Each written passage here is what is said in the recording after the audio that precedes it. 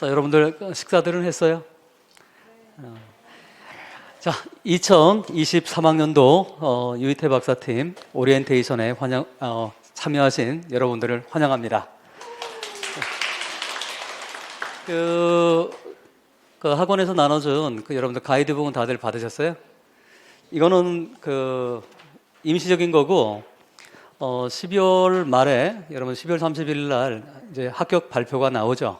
1차 발표가 나오면 그거를 이제 그 이후에 책자로 이제 가이드북이 나와요. 근데 우리는 OT 때는 아직 그 발표가 안 나와서 임시 책자로 이렇게 나갔으니까 팜플렛은 나갔으니까 여러분들 참조를 좀 하시면 되겠습니다. 다행히 오늘 날씨가 그래 좀 오후 되니까 좀 풀렸죠. 그래서 참 다행이라 생각을 하는데, 그리고 코로나 때문에 예전에는 이제 OT를 하면 좀 우리 너무나 조촐하게 지금 이렇게 하고 있는데, 우리가 보통 이제 OT 하면 일반적으로 좀 강의실을 뭐 2개씩 이렇게 큰 강의를 쓰고 이렇게 했었는데, 오히려 이러다 보니까 여러분들이 이렇게 직접 보게 돼서 더 반가울 수 있을 것 같습니다. 물론 마스크 때문에 실제 얼굴을 보기는 어렵지만, 자, 어쨌든 여러분들 환영하고요. 자, 그러면 그 다음에 이제 저희 팀의 선생님들을 소개하는 시간을 갖도록 하겠습니다.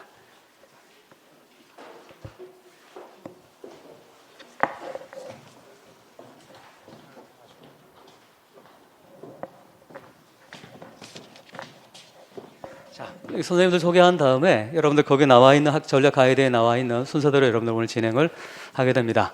자, 바로 옆에 여러분들 굳이 설명이 필요 없는 지난 우리 2000년 우리 박 선생님이 처음 강의를 하신 게 2000년이에요.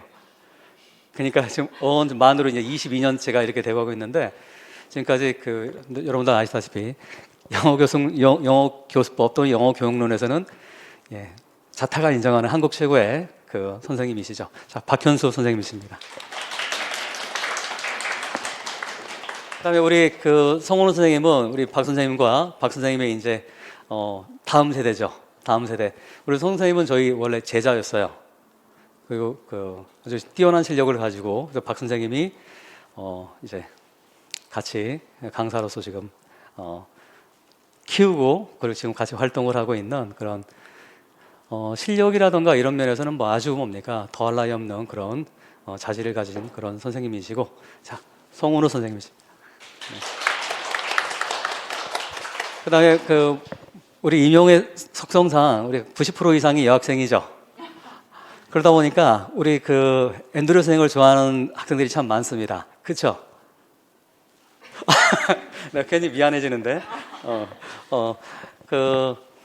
영어학은 예전에는 우리 노량진에 영어학으로 명성을 날렸던 분들이 좀 계셨었어요. 옛날에 윤도영 선생님이라고 계셨고, 아주 한 시대를 풍미했던 그런 선생님이신데, 그리고 참이하 선생님이라고 계셨어요. 그리고 이분들이 이제 1세대라고 한다면 2세대의 1세대의 장점과 한계를 넘어서 2세대의 이제 그분들을 소위 뭐라고 합니까? 뒷세대가 앞세대를 초월한다고 하는 거 뭐죠? 그걸 갑자기 한자 생각이 안 나네. 청출어람이라고 표현할 정도로 지금 영어학 분야에서는 단연 독보적인 실력을 갖고 계신 우리 앤드류 선생님. 그리고 저희가 LSI 연구소라, 자료 보면 LSI 영어 연구소라고 되어 있는데, 사실 LSI 연구소라고 있대. 연구소 안에 영어가 있고, 그 다음에 논술이 있고, 그 다음에 법학이 있고, 로스쿨이 있고, 이런 식으로 LSI 연구소가 굉장히 가지가 많이 있었는데, 그때 이제 2008년도에 연구소가 2007년 10월에 만들어지면서 2008년도에 이제 샌프란시스코에 있던 우리 네이티브 스피커를 인터뷰를 해가지고, 그때 2008년 1월부터 저희랑 같이 현재까지 지금 일을 하고 있는데, 저희 컨텐츠라던가 저희가 아무리 영어 공부를 했다고 하더라도 여러분 네이티브를 따라갈 수가 없잖아요. 그래서 그런 것들을 계속 모고 때라든가 이럴 때 그냥 책을 낸다고 할 때 어떤 표현이라든가 이런 것들을 감수를 해주고 그냥 같이 컨텐츠를 끊임없이 개발을 해주는 컨텐츠 팀장으로서 지금 벌써 13년째 같이 일을 하고 있는 우리 션 메일런.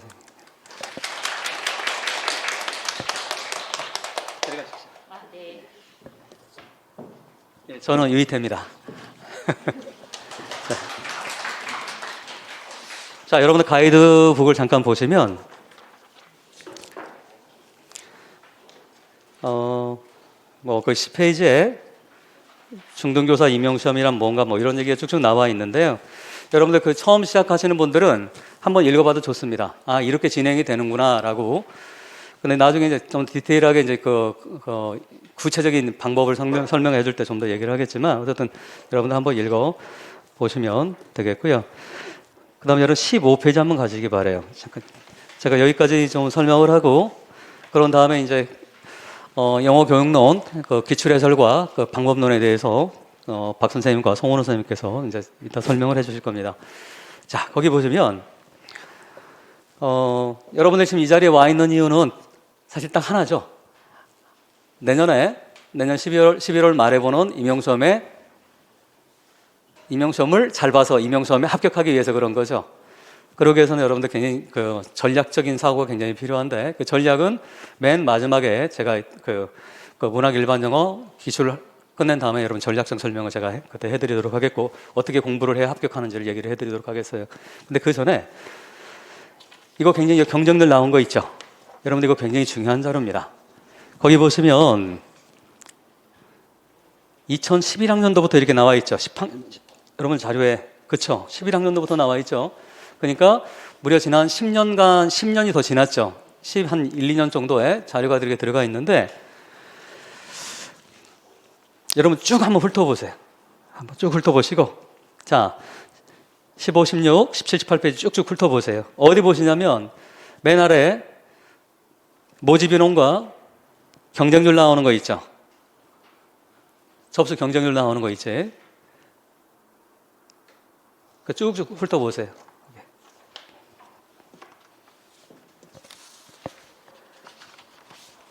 자, 여러분 어때?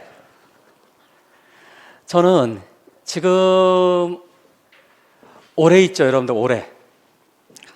이미 이제 올해라고 얘기하면 여러분들이 공부해야 되는 2022년으로 얘기합시다. 물론 이제 인강으로 들으신 분들은 당연히 2022년이 되어 있을 텐데, 2022년부터 저는 2023년, 4년 정도까지는 저는 여러분들한테 큰 기회의 장이 열렸다고 생각을 합니다. 왜냐하면 지난 그 12년간을 분석을 해보면 앞에 2011학년도 한번 보세요. 여러분 2011학년도, 12학년도 그 쭉쭉 보시기 바랍니다. 쭉 보시다 보면 2016학년도까지 있죠. 자료 다 있지? 2011학년도부터 2016학년도까지 6년간은 소위 우리 임용 영어 역사상 최고의 전성기였어요. 그때 심지어는 670명 이렇게 뽑았던 적이 있었어. 그러니까 평균으로 여러분 400명, 500명씩 뽑았습니다. 그래서 이때는 공부를 한 2년 정도 하면 웬만한 친구들은 합격해서 나갔어요. 지금 여러분들 그런 사람 보기 어렵잖아, 사실. 많이. 왜냐면 이때 너무 많이 뽑아 나와버렸어요. 너무 많이 뽑다 보니까 인원이 영어가 학교에선 시수가 계속 줄어들고 있는데 그 이전에 교사들 너무 많이 뽑아버리니까 여러분들 세대가 아니에요. 여러분들 바로 앞 세대들이 정말 피를 본 거예요. 그리고 우리 영어 역사상 우리 국영수라고 하잖아. 국영수라고 하는데 학원가에서 농담이 있어요. 국영수 얘기할 때 영어가 영양이라고. 영어 과목이 아니라 영양. 무슨 말인지 아시겠어요? 그만큼 영어를 적게 뽑았기 때문에. 그러고 나서 2016학년까지 그렇게 많이 뽑다가 저는 사실 그때도 걱정을 했어요. 왜냐하면 이렇게 많이 뽑으면 반드시 문제가 생깁니다. 항상 돈을 앞에 끌어다 쓰면 반드시 뭡니까? 빚쟁이가 오게 되어 있어. 역시나 2017학년도부터 작년까지 보시기 바랍니다. 작년 5년간 2017년부터 2021학년도까지 보시기 바래요. 그러니까 작년 몇 명씩 뽑았습니까?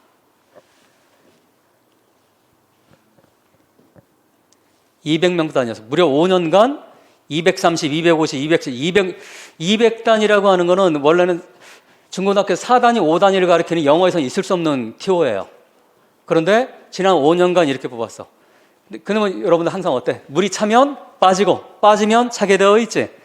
앞에 6년간 그렇게 뽑다 보니까 그 다음 정확하게 5년간 인원이 뭡니까? 너무너무 적게 티오가 났어요.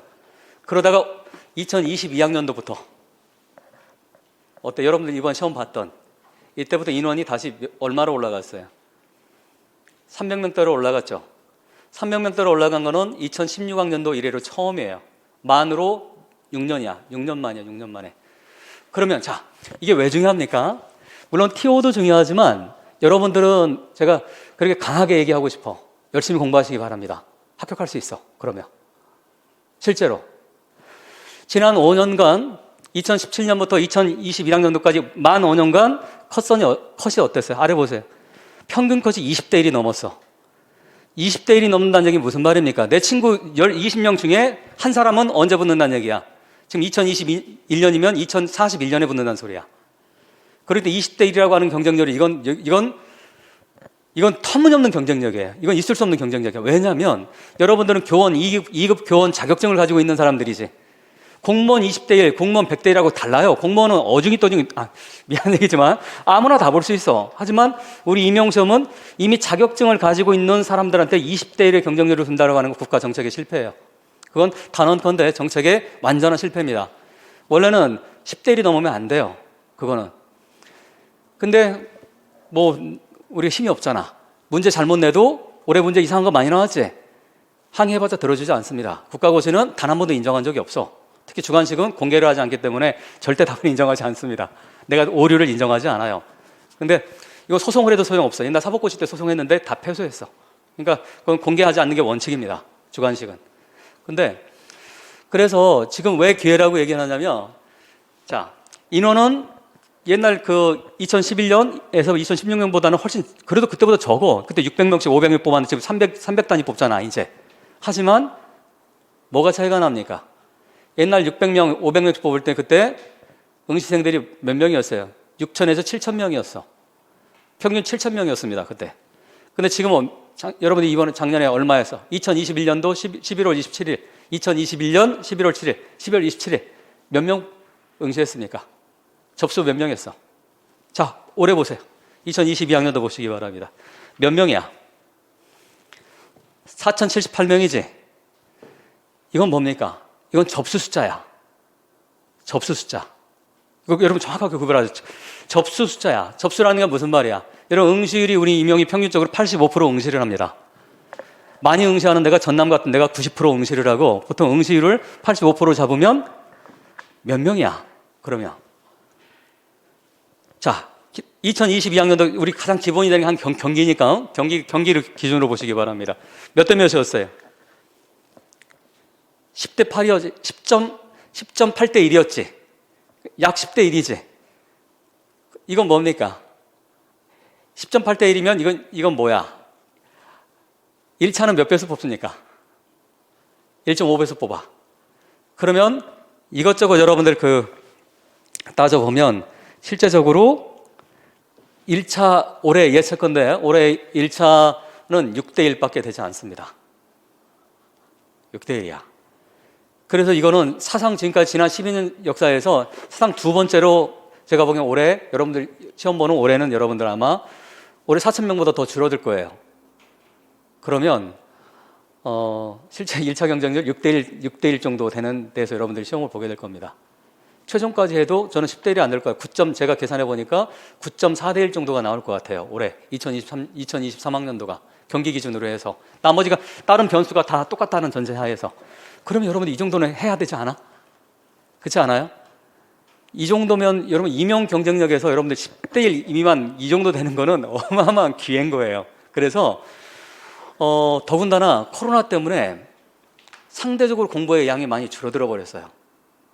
무슨 말인지 아시겠어요? 그러면 자, 모든 게 상대적인 거잖아. 그렇지? 딴 사람이 봅니까? 시간 좀 줄어들면 나는 그걸 이용하는 수밖에 없어. 이건 비겁한 것 같지만 어쩔 수가 없는 거잖아. 내 친구가 떨어져야 내가 붙는 거예요. 상대평가라는 게 그렇게 잔인한 거야. 그래서 실제적으로 시험 준비하는 사람들이 강도가 제가 본 작년하고 재작년 비교하면 인텐서티가 굉장히 떨어져요. 공부의 강도가 많이 떨어진다는 얘기야. 제가 이따 그 방법론에서 설명해 줄게. 그게 왜 중요한지. 근데 이 인텐서티가 굉장히 많이 떨어지는데 그런 경우에 전체적인 수준은 떨어져. 뭐만 유지하면 돼? 내 것만 유지하면, 나만 유지하면 되는 거지. 무슨 말인지 아시겠어요? 따라서 여러분들이 지금 이제 12월이잖아. 12월인데 우선은 내가 붙을 수 있다는 확신을 갖고 여러분 공부하시기 바랍니다. 이거는 추상적인 얘기가 아니야. 구체적으로 손에 잡히는 경쟁률이 와 있기 때문에 여러분들이 열심히 하시면 저는 제가 보기에는 충분히 좋은 결과가 나올 수 있는 그런 기회의 장이 2023학년도에 열릴 거라고 봅니다. 그러니까 근데 그게 여러분들 이 경쟁률이 여러분들한테 주는 내용입니다. 이게 내가 뭐를 해야 돼, 경쟁률 보면서 내가 어떻게 해야 될지를 판단하시면 되겠습니다. 자, 여기까지 잠깐 보시고 그 다음에 이제 여러분들 다음에 다음 페이지 넘어가면 19페이지 넘어가면 영어 교육론이 이렇게 나와 있죠. 그러면 이제 지금부터 영어 교육론 박 선생님하고 송 선생님이 나오셔서 영어 교육론에 대한 기출이라든가 전반적인 공방법론이라든가 이거를 설명을 해 주실 겁니다. 다 같이 박수로 환영해 주시기 바랍니다.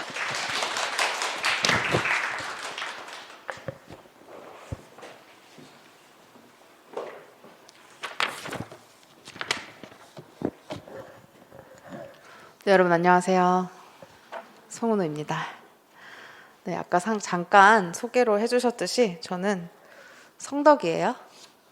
전 유희태 박사 지금 덕후였는데 성공해서 여기 서 있네요.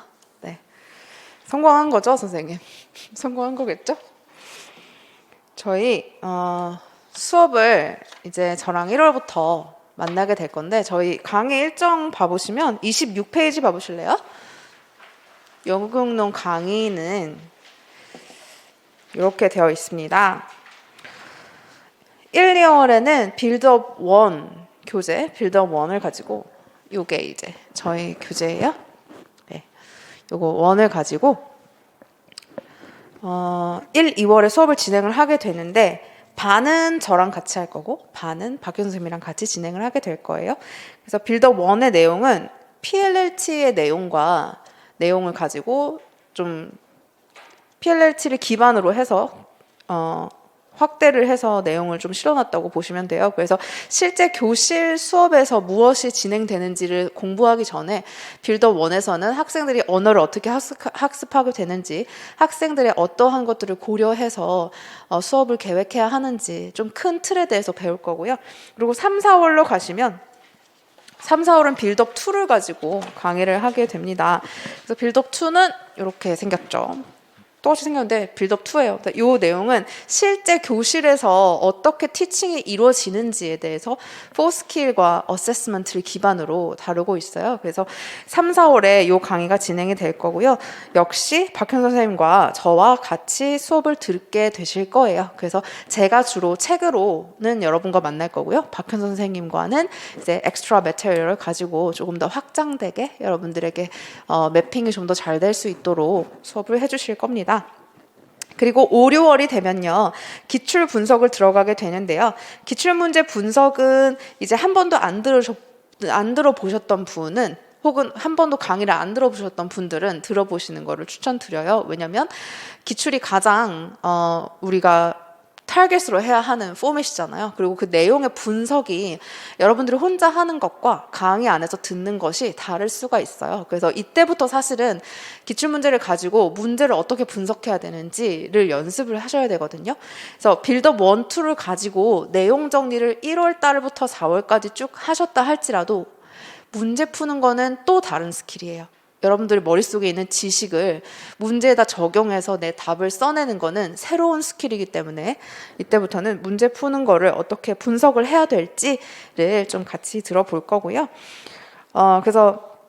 그리고 단 과반은 5월 달에 기출문제만 하면 기출문제 이제 6월 달에 진행이 될 거고요. 보시면 28페이지에 보시면 기출분석은 6월 4주 8회라고 되어 있죠. 그래서 5월 달에는 연구론 수업에 기출분석이 없고요. 대신 단과반이 들어갑니다. 그래서 그 PLLT라고 말씀드렸죠. 저희 영어 교육론의 기본 원서로서 있는 PLLT를 가지고 이 빌드업 1의 내용 이 참고가 됐던 PLLT의 수업이 3주간 진행이 되니까 초수이신 분들은 한번 들어보는 거를 추천드립니다. 그래서 기출 분석은 6월 달에 수요일, 목요일 이렇게 해서 저와 박현 선생님을 두 분 다 만나시게 될 거예요. 네, 그래서 이제 7월 달에는 또 박현 선생님의 특강이 있을 거고요. 8월 달에 박효선 선생님 특강에 대해서는 선생님이 나오셔서 말씀을 해주실 거고 8월에 되면 이제 문제은행이 되는데 이 문제은행은 뭐냐? 문제를 많이 풀어보면서 여러분들이 데이터 안에서 어떻게 자료를 뽑아내는지 디렉션은 어떻게 해석을 해야 되는지 그리고 그 분석해낸 디렉션을 어떻게 답으로 써내야 하는지를 연습해보는 시즌이에요. 요거를 하시려면 1월 달부터 4월 달까지의 공부하실 때 머릿속에 그때 다 넣어버린다 라는 마음으로 하셔야지 8월에 가서 문제풀이를 하실 수가 있어요. 말씀드렸다시피 지식을 알고 있는 것과 알고 있는 지식을 종이에 써내는 건 완전히 다른 스킬이거든요. 그래서 8월 달 수업에서 문제풀이를 할 때 어렵다, 모르겠다라고 느끼지 않으시려면 그 전에 이론이 다 끝내져 있어야 돼요. 그래서 이론 마무리 수업을 그 박현 선생님 7월 달에 하는 단과반에서 다룰 거예요. 그래서 우리 목표는 7월까지 8월에 문제풀이 되기 전까지 연결원 안에 있는 이론이나 지식 같은 거를 최대한 습득한다.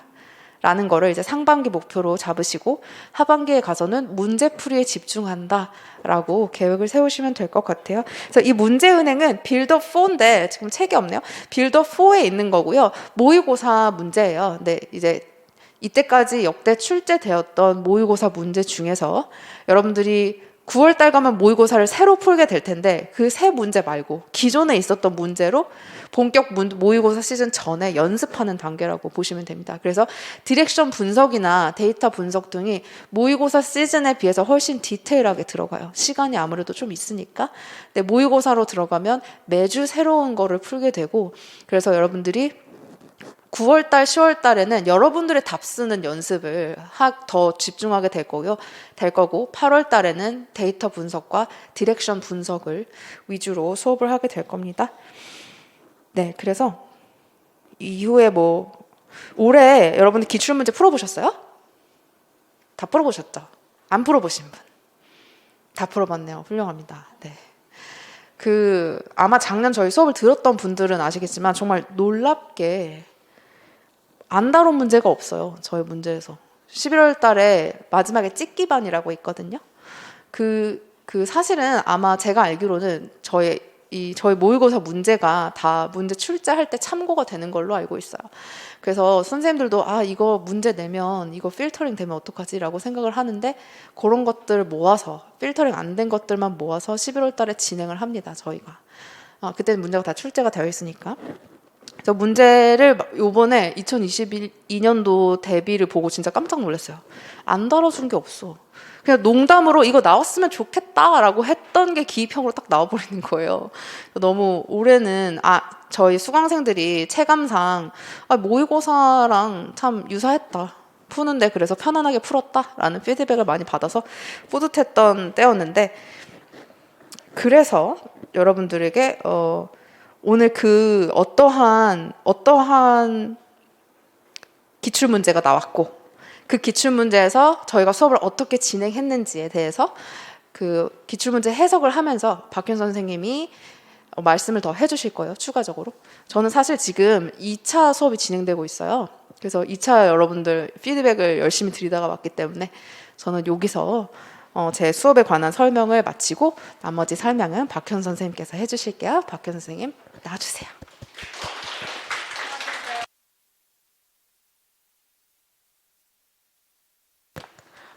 안녕하세요. 우리 서로 박수 치고, 네. 좋습니다. 이렇게 여러분, 사실 오늘 이제 저희가 12시에 교수회의 하면서, 이제 카톡으로 우리가 이제 몇 시에 집합이냐, 이런 거 이제 선생님들이랑 이제 주고받는 메시지를 하면서 제가 그랬어요. 내년에는 또, 어떤 학생들과 만나게 될까? 오늘이 그 첫날인데 굉장히 설레고 두근거립니다. 라고 했더니 대꾸가 아무도 없더라고요. 네. 그런데 모든 선생님들이 다 그러셨을 거예요. 그래서, 항상 12월 말 저희는 이제 2차랑 같이 진행이 되는데 12월 말 되면 또 이렇게 OT가 같이 진행이 되면서 또 내년 이제 학기가 시작이 되도록 하는 거 이제 준비도 또 하게 되면서 설렘 반, 그죠? 그리고 내년에 그런 일정들을 올해의 기출 문제를 토대로 해서 어떻게 효과적으로 이제 교육론에 대한 부분들을 진행을 시켜 나가도록 할까라고 하는 고민들 뭐 이런 것들이 이제 12월에는 머릿속에 가득 차 있는 것 같습니다. 그리고 오늘 여러분의 얼굴을 보니까 굉장히 또 열심히 하실 것 같고, 특히 올해 이제 2차 이제 수강하는 학생들을 보면 예년과 다르게 굉장히 열심히 하더라고요. 그래서 올 1년을 참 잘 준비해 갖고 와서 이제 2차까지도 이렇게 열심히 준비하는구나. 그래서 조금이라도 보탬이 되고자 이제 정말 송은호 선생님하고 저하고 매일매일 빡시게 막 자료 준비하고, 그다음에 이제 컨텐츠 같은 경우에도 이제 제가 2차 같은 경우에도 토픽을 몇 개를 맞췄어요. 그건 뻔한 거예요. 그 당대에 그 해에 그 핫 이슈에 초점이 맞춰서 이제 저희가 지도안을 작성하거든요. 그래서 이번에도 K 컨텐츠라든가 K 웨이브, 저희가 미나리 뭐 여러 개 있었잖아요. 그래서 그런 거라든가 이제 코로나 19에 대한 부분들이라든가 뭐 이렇게 해가지고 이제 또 빅데이터 뭐 이렇게 해가지고서 이제 지도안을 이제 작성을 하고, 그다음에 이제 수업 실현을 하고, 지금이 이제 이번 주가 수업 실현 주간인데 어쨌든 학생들이 굉장히 열심히 하면서 조금이라도 더 우리 학생들이 성장할 수 있도록 하는데 정말 굉장히 많이 노력을 하고 있습니다. 그런 모습들이 내년에 여러분이 1차를 당당하게, 그죠? 합격하셔서 내년에 2차 때 올해와 마찬가지로 그런 모습을 보여주시기를 또 이렇게 길게 장황하게 제가 부탁을 좀 드립니다. 어쨌든 간에 이제 내년 1년 한 해 이제 저랑 같이 이제 교육론을 이제 아직 생각 중이실지도 모르지만, 그죠? 1년 한 해 저랑 같이 교육론을 같이 공부를 하신다고 한다면 최선을 다해서 여러분이 이제 영어 교육론에 대한 기초를 잘 쌓을 수 있도록 이제 커리큘럼이나 이런 것들을 잘 짜서 효과적으로 진행하도록 노력하겠습니다. 일단 이제 영어 교육론에 대한 그 2022학년도 기출 분석에 대한 부분들을 조금 살짝 말씀을 드리자면, 자, 여러분이 가지고 있는 그죠 가이드 자료에서 20페이지 정도 펴보시면 될 것 같아요. 자, 지금 여러분이 보시는 시험이 어떤 시험이에요? 그죠? 영어 선생님을 뽑는 시험이잖아요. 그죠? 중등 임용이잖아요. 그렇기 때문에 사실상 저희가 이제 중등 임용에서 요구하고 있는 과목이 일반 영어, 영문학, 영어학, 영어 교육론이지만 그 분모에 있는 과목은 영어 교육론이라고 보여집니다. 공통적으로. 그렇기 때문에 항상 매년마다 영어 교육론에 대한 출제 문항수가 가장 많았어요. 그렇죠? 그럴 수밖에 없는 거죠. 그 정체성이라고 하는 것이 교사를 뽑는 시험이기 때문에, 그죠? How to teach에 대한 부분들, 그죠? 그러한 부분들이 많이 출제가 될 수밖에 없습니다. 그래서 올해도 마찬가지로 두 번째 줄에 보시면 2022년도 중등 임용에서도 총 10문항이, 우리가 그 임용시험이 그 중등 영어 몇 문항이에요? 23문항이야. 23문항인데 10문항이 영어 교육론에서 출제가 되는 거예요. 그런데 이 10문항이라고 하는 것이 1년 동안 여러분이 뭐 이렇게 말씀드리면 유희태 선생님한테 혼나기는 하는데, 제 수업을 듣든 안 듣든 1년간 꾸준히 준비를 하면은 10문항 다 맞출 수 있어. 이해하시겠어요? 그래서 사실상 제가 이제 여러분이 조금 더 영어 교육론에 대한 준비를 잘 할 수 있도록 가이드를 해주고 여러분한테 이제 용기를 주고 이런 역할을 하는 것이지, 사실 공부는 여러분이 하는 거야. 이해하시겠어요? 그렇기 때문에 성실하게만 1년 동안 준비를 한다고 한다면 이 10문항이 그죠? 감점을 최소화해서 여러분을 1차 관문을 반드시 그죠? 뚫을 수 있도록 해줄 겁니다. 이해하시겠죠? 그래서 이 10문항에 대한 부분들, 그렇게 문항수가 많은 것만큼 성실하게 그죠? 준비를 매달 매주 그지? 시간마다 준비를 해 보도록 하자라고 하는 거 말씀드리고 싶습니다. 좋습니다. 그래서 총 10문항으로 기입형 2문항이 나오고 서술형 8문항이 나와서 그것이 A형과 B형으로 나눠서 이렇게 영어 교육론의 세 번째 줄에 보시면 주요 토픽들이 고루 출제가 됩니다. 그래서 영어 교육론은요, 쏠림 현상은 없어요. 그리고 How to teach이기 때문에 사실상 아까 송은호 선생님도 설명을 하셨는데 빌드업 1이 있고 빌드업 2가 있잖아요. 빌드업 1은 theoretical background예요. 그렇죠? 어떻게 영어 교육이라고 하는 것을 시켜야 될 것인가, 영어 교육을 성공적으로 시켜 나가도록 하기 위해서는 어떠한 요인들에 대한 부분들을 교사로서 알아야 되겠는가라고 하는 이론적인 토대가 빌드업 1에서 진행이 됩니다. 그리고 빌드업 2는요, 그러한 토대를 가지고 실질적으로 교실에서 일어나는 교실 지도가 빌드업 2라고 보시면 되겠어요. 그래서 여러분이 기본서라고 하는 TBP가 있고 PLLT가 있잖아. 그래서 PLLT는 빌드업 1이 그 PLLT에 대한 내용을 담고 있다라고 보시면 되겠고요. 그 TBP는 빌드업 2가 담고 있다라고 보시면 되겠습니다. 근데 빌드업 2를 갖다가 아직은 이제 여러분이 책을 구입하시지 못하셨겠죠. 그렇죠? 그래가지고 책을 구입해서 꼼꼼하게, 저희가 이제 수업 시간은 정해져 있기 때문에 그 텍스트 하나하나를 다 꼼꼼하게 읽어드리지는 못하고 주요 키 컨셉들 위주로 여러분이 이제 교육론에 대한 큰 틀을 만들어 나갈 수 있도록 이제 강의를 진행을 하는데, 그 텍스트는 전부 다 제가 아티클 하나하나에서 읽어서 부분 발췌를 해서 놓은 거예요. 그렇기 때문에 여러분은 한 권의 책을 읽지만, 그죠? 굉장히 많은 아티클과 굉장히 많은 원서에 필요한 부분들이 다 녹여져 있다라고 보시면 되겠어요. 올해도 물론 이제 11월 찍기반에서도 제가 이제 포맷 가지고 장르 베이스드 라이팅에 대한 부분들을 설명을 드렸지만, 그 장르 베이스드 라이팅에 해당되는 주요 키 컨셉이나 내용들 빌드업 2에 키텀 뒷부분에 다 나와 있어요. 이해하시겠죠? 그래서 그런 부분들이 사실상, 그죠? 이 빌드업 1과 빌드업 2, 이 기본 과정 안에서, 이 안에서만 교육론에 대한 부분들에 대한 이해를 확실히 다 잡아간다라고 한다면, 사실 이 열문항은 바로 여러분 것이라고 보시면 됩니다. 이해하시겠죠? 그래서 꼼꼼하게 공부하고 성실하게 공부하는 것들, 이해하시겠어요? 그리고 그러한 공부를 보다 효율적으로 할 수 있는 것은 이제 이따가 제가 커리큘럼 조금 그 송은호 선생님 설명에 보태서 이제 어떻게 진행하는 게 좋겠는가라고 하는 부분들은 이따가 말씀드리도록 하겠습니다. 어쨌든 간에 그렇게 해서 이제 문항이 이제 출제가 되었는데, 열문항이 출제가 되었는데, 2022년 기출 특징 중에 하나가 이제 문항별로 딱 보면은 영어 교육론이라고 하는 것은 이건 일반 영어도 아니고 교육론도 아니고 그런 문항들이 좀 섞여 있어요. 영어 교육론의 포맷에 탈을 쓰고 일반 영어처럼 이제 물어보도록 하는 문항들이 올해는 그래도 덜한데, 작년까지는 연속해서 2, 3년 동안은 계속 그런 문제가 있었기 때문에 제가 송은호 쌤한테 그랬어요. 더 이상 선생님은 오버 퀄리파이드 됐다. 영어 교육론을 가르치기에는 너무나 오버 퀄리파이드 됐어. 내가 굳이 안 가르쳐도 돼. 저렇게 나올 거라고 한다면 송은호 선생님이 가볍게 가르쳐 보자. 뭐 이렇게 이제 그렇게 농담할 정도로 그렇게 이제 2, 3년 정도는 그랬는데, 올해는 그래도 교육론 색채가 좀 있는 문항들로 이제 구성이 되었다고 보여질 수가 있습니다. 그래서 교육론 문항을 이제 분석을 하면은, 그죠? 첫 번째 유형이 작년까지 보면은 데이터 베이스드, 그러니까 텍스트 베이스드 아이템들이 주로 출제가 돼요. 데이터 베이스드 텍스트 아이템이라고 하는 것은 교육론에 대한 기본적인 지식은 가지고 있지만, 사실상 시험 중에 전략들만 가지고 있다라고 한다면 텍스트에서 다 찾아서 답안으로 쓰도록 하는 거예요. 그래서 실제 데이터 A, B에 나와 있는 이제 두 텍스트에 대한 자료를 잘 분석을 하면 그 안에 답이 다 들어가 있는 거야. 그래서 그것을 빠짐없이 정보를 찾아가지고 쓰도록 하는 문항들이 데이터 베이스드 또는 텍스트 베이스드 아이템이라고 이야기를 합니다.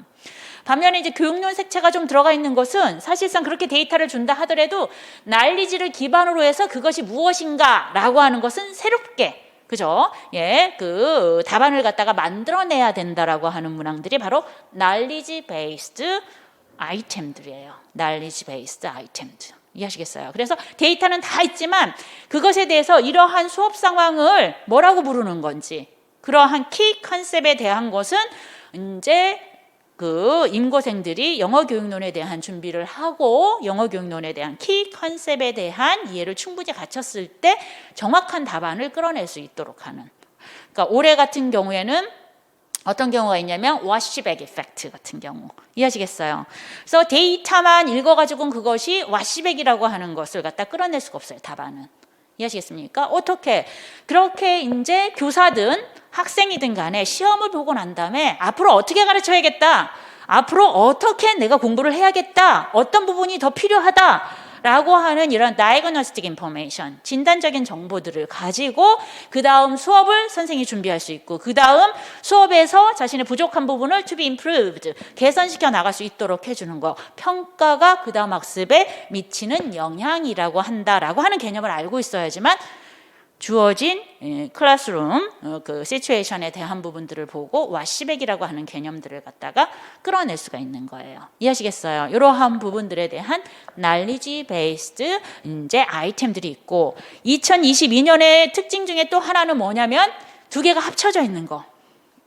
데이터 베이스드 아이템과 그 다음에 이제 knowledge based 아이템이 합쳐져서 실질적으로 A 자료 안에서 난리지를 줘요. 아예 이런 예를 들어서 우리가 어떤 것이냐면 이러한 문항들 안에는 여러분이 이제 문제를 푸셨으니까 바텀업과 탑다운 프로세싱에 대한 지식을 줘요. 교육론에 대한 우리가 이제 리딩과 리스닝 컴프레hension을 하면 두 가지 방법이 있는데 그게 바텀업이 있고 탑다운이 있다 이거지, 그지? 그래서 그런 개념이 있고 사실상 그러한 그 데피니션에 해당되는 정보를 갖다가 A에서 난리지로 줍니다. 그럼 그 난리지를 가지고 주어진 실제 교실 수업에 대한 클래스룸 액티비티를 보면서 각각의 키 컨셉들이 어떻게 실제 수업에서 발현이 될 수 있는지, 그죠? 실현이 될 수 있는 것인지 실질적인 예들을 같이 연결해가지고, 그죠? 그 답안으로 작성하도록 하는 것이 이렇게 데이터 앤 knowledge based 아이템이라고 볼 수가 있는 거예요. 이해하시겠습니까? 그렇기 때문에 이러한 문항을 풀 때는 어떻게 하냐면 바텀업과 탑다운을 주긴 하지만 기본적으로 바텀업과 탑다운에 대한 난리지를 알고 있어야 돼. 그래야지만 이제 A에서 주어진 자료에 대한 온전한 이해를 할 수가 있는 거예요. 그래서 그런 키 컨셉에 대한 이해를 해야지만 그리고 이제 교육론에서 공부를 했을 때 이런 키 컨셉만 막 반복적으로 외우고 막 정리하면 안 돼. 각각 키 컨셉이 어떻게 how to teach, 교실 수업에서 어떻게 연계가 될 것인가 라고 하는 클래스룸 데이터나 클래스룸 액티비티와 같은 그러한 퍼포먼스에 대한 이해를 같이 병행을 해 나가야 된다는 거예요. 그게 이제 빌드업 2에서 진행을 할 거예요. 그래서 그렇게 진행을 해야지만 그 매칭을 갖다가 정확하게 해서 감점이 없는 형태의 정보를 가지고 답안을 작성하실 수가 있습니다. 이해하시겠습니까? 그래서 사실 제가 이제 올해 문항들은 그렇게 세 가지로 규정을 지었어요. 일반적으로 텍스트 자체만 가지고 정답을 뽑을 수 있는 거, 데이터 베이스드 아이템, 그 다음에 이제 난리지에 대한 어느 정도 이해가 있어야지만 정답으로까지 이제 옮길 수 있는 거 knowledge based 아이템, knowledge와 데이터를 같이 혼용해서 실제적인 클래스룸 데이터에 대한 이해를 할 수 있고 그것을 knowledge와 연관을 시켜서 답안을 작성해 주도록 하는 게 데이터, knowledge and data based 아이템이라고 해서 그러한 내년에는 그렇게 세 가지 방식으로 문제를 접근해 나가도록 했을 때 필요한 지식들을 1, 2월, 3, 4월, 5, 6월을 거쳐서 진행을 시킬까 합니다. 그리고 송은호 선생님이 이제 8월에 이제 우리가 작년까지 진행되는 이제 한 4개년 정도의 모의고사를 토픽별로 모아가지고 이제 문제은행 때 설명을 해주실 거예요. 디렉션이랑 같이. 그랬을 때 이제 제가 이제 송은호 선생님한테 요런 부분들에 이제 좀 주력을 해서 좀 연습을 좀 학생들 답안 쓰는 연습을 좀 시켜라 이렇게 이제 말씀을 드릴 건데 그렇게 해가지고 8월까지 여러분이 좀 준비가 되어 있으면 9, 10월에는 조금 더 그죠? 그 실제 여러분이 가지고 있는 교육론 지식에 대한 트랙들을 찾아서 메우도록 하는 시간들. 그래서 조금 더 단련되고 이제 프로그레스를 만들 수 있도록 하는 실전 모의고사로 나가실 수 있을 거라고 생각이 되어집니다. 이해하시겠어요? 네, 좋습니다. 그렇게 이제 문제가 출제가 되었다라고 하는 거 좀 읽어보시면 그런 내용들을 설명하고 있고요. 기입형에서는 올해가 나온 게 두 가지가 있지. 와시백이 있고 인터그레이티드가 있어요. 그렇죠? 그래서 이 와시백이라고 하는 것은 사실상 평가라고 하는 것은 매년마다 출제돼. 평가하고 문법 지도라고 하는 것은 기출문제 분석을 쫙 보면은 그죠? 한 5개년 정도 보게 되면 이제 그 토픽 프라이어티가 결정이 됩니다. 그렇죠? 그래서 주요 토픽이 있어. 교육론 안에서 골고루 출제되긴 하지만 주요 토픽이라고 하는 것은 뭐냐면 매년 빠지지 않고 나와 있는 토픽이 토픽 프라이어티예요. 그래서 1월부터 4월까지 공부를 하고 5, 6월 기출 분석을 하면서 이제 7, 8월부터는 어떻게 내용을 정리를 해야 되냐면 토픽 프라이어티를 정해놓고 우선되는 토픽부터서 정리를 다시 시작하시는 거예요. 이해하시겠습니까? 그래서 그런 부분이 1, 2월 전략이 다르고 3, 4월 전략이 다르고 5, 6월 전략이 다르고 7, 8월 전략이 달라요. 그래서 이런 전략들을 또 여러분 얼굴이 다 다른 것만큼 개인의 출발점이 다 다르단 말이야. 그치? 그렇기 때문에 본인 스스로가 이 올 1년에 대한 계획을 어떻게 할 것인지를 생각을 하시고 반드시 각 영역별 선생님과 상담을 하셔야 돼요.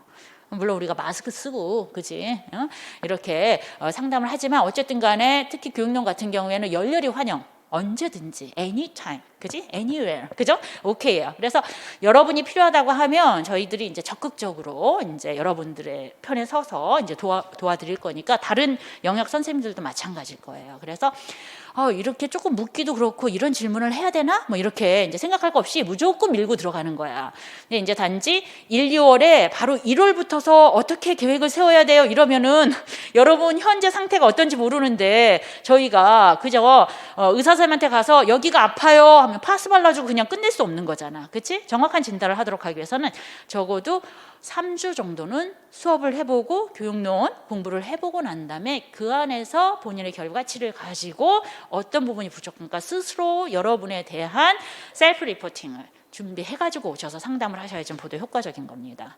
야 오늘 기출문제 해설 못하겠는데 나 1시간 10분 받았는데 선생님들한테 뭐 이런 얘기를 하니까 어쨌든 이런 게 더 중요하지 뭐 기출문제에 답 다 있고 뭐 이런 건데 그죠?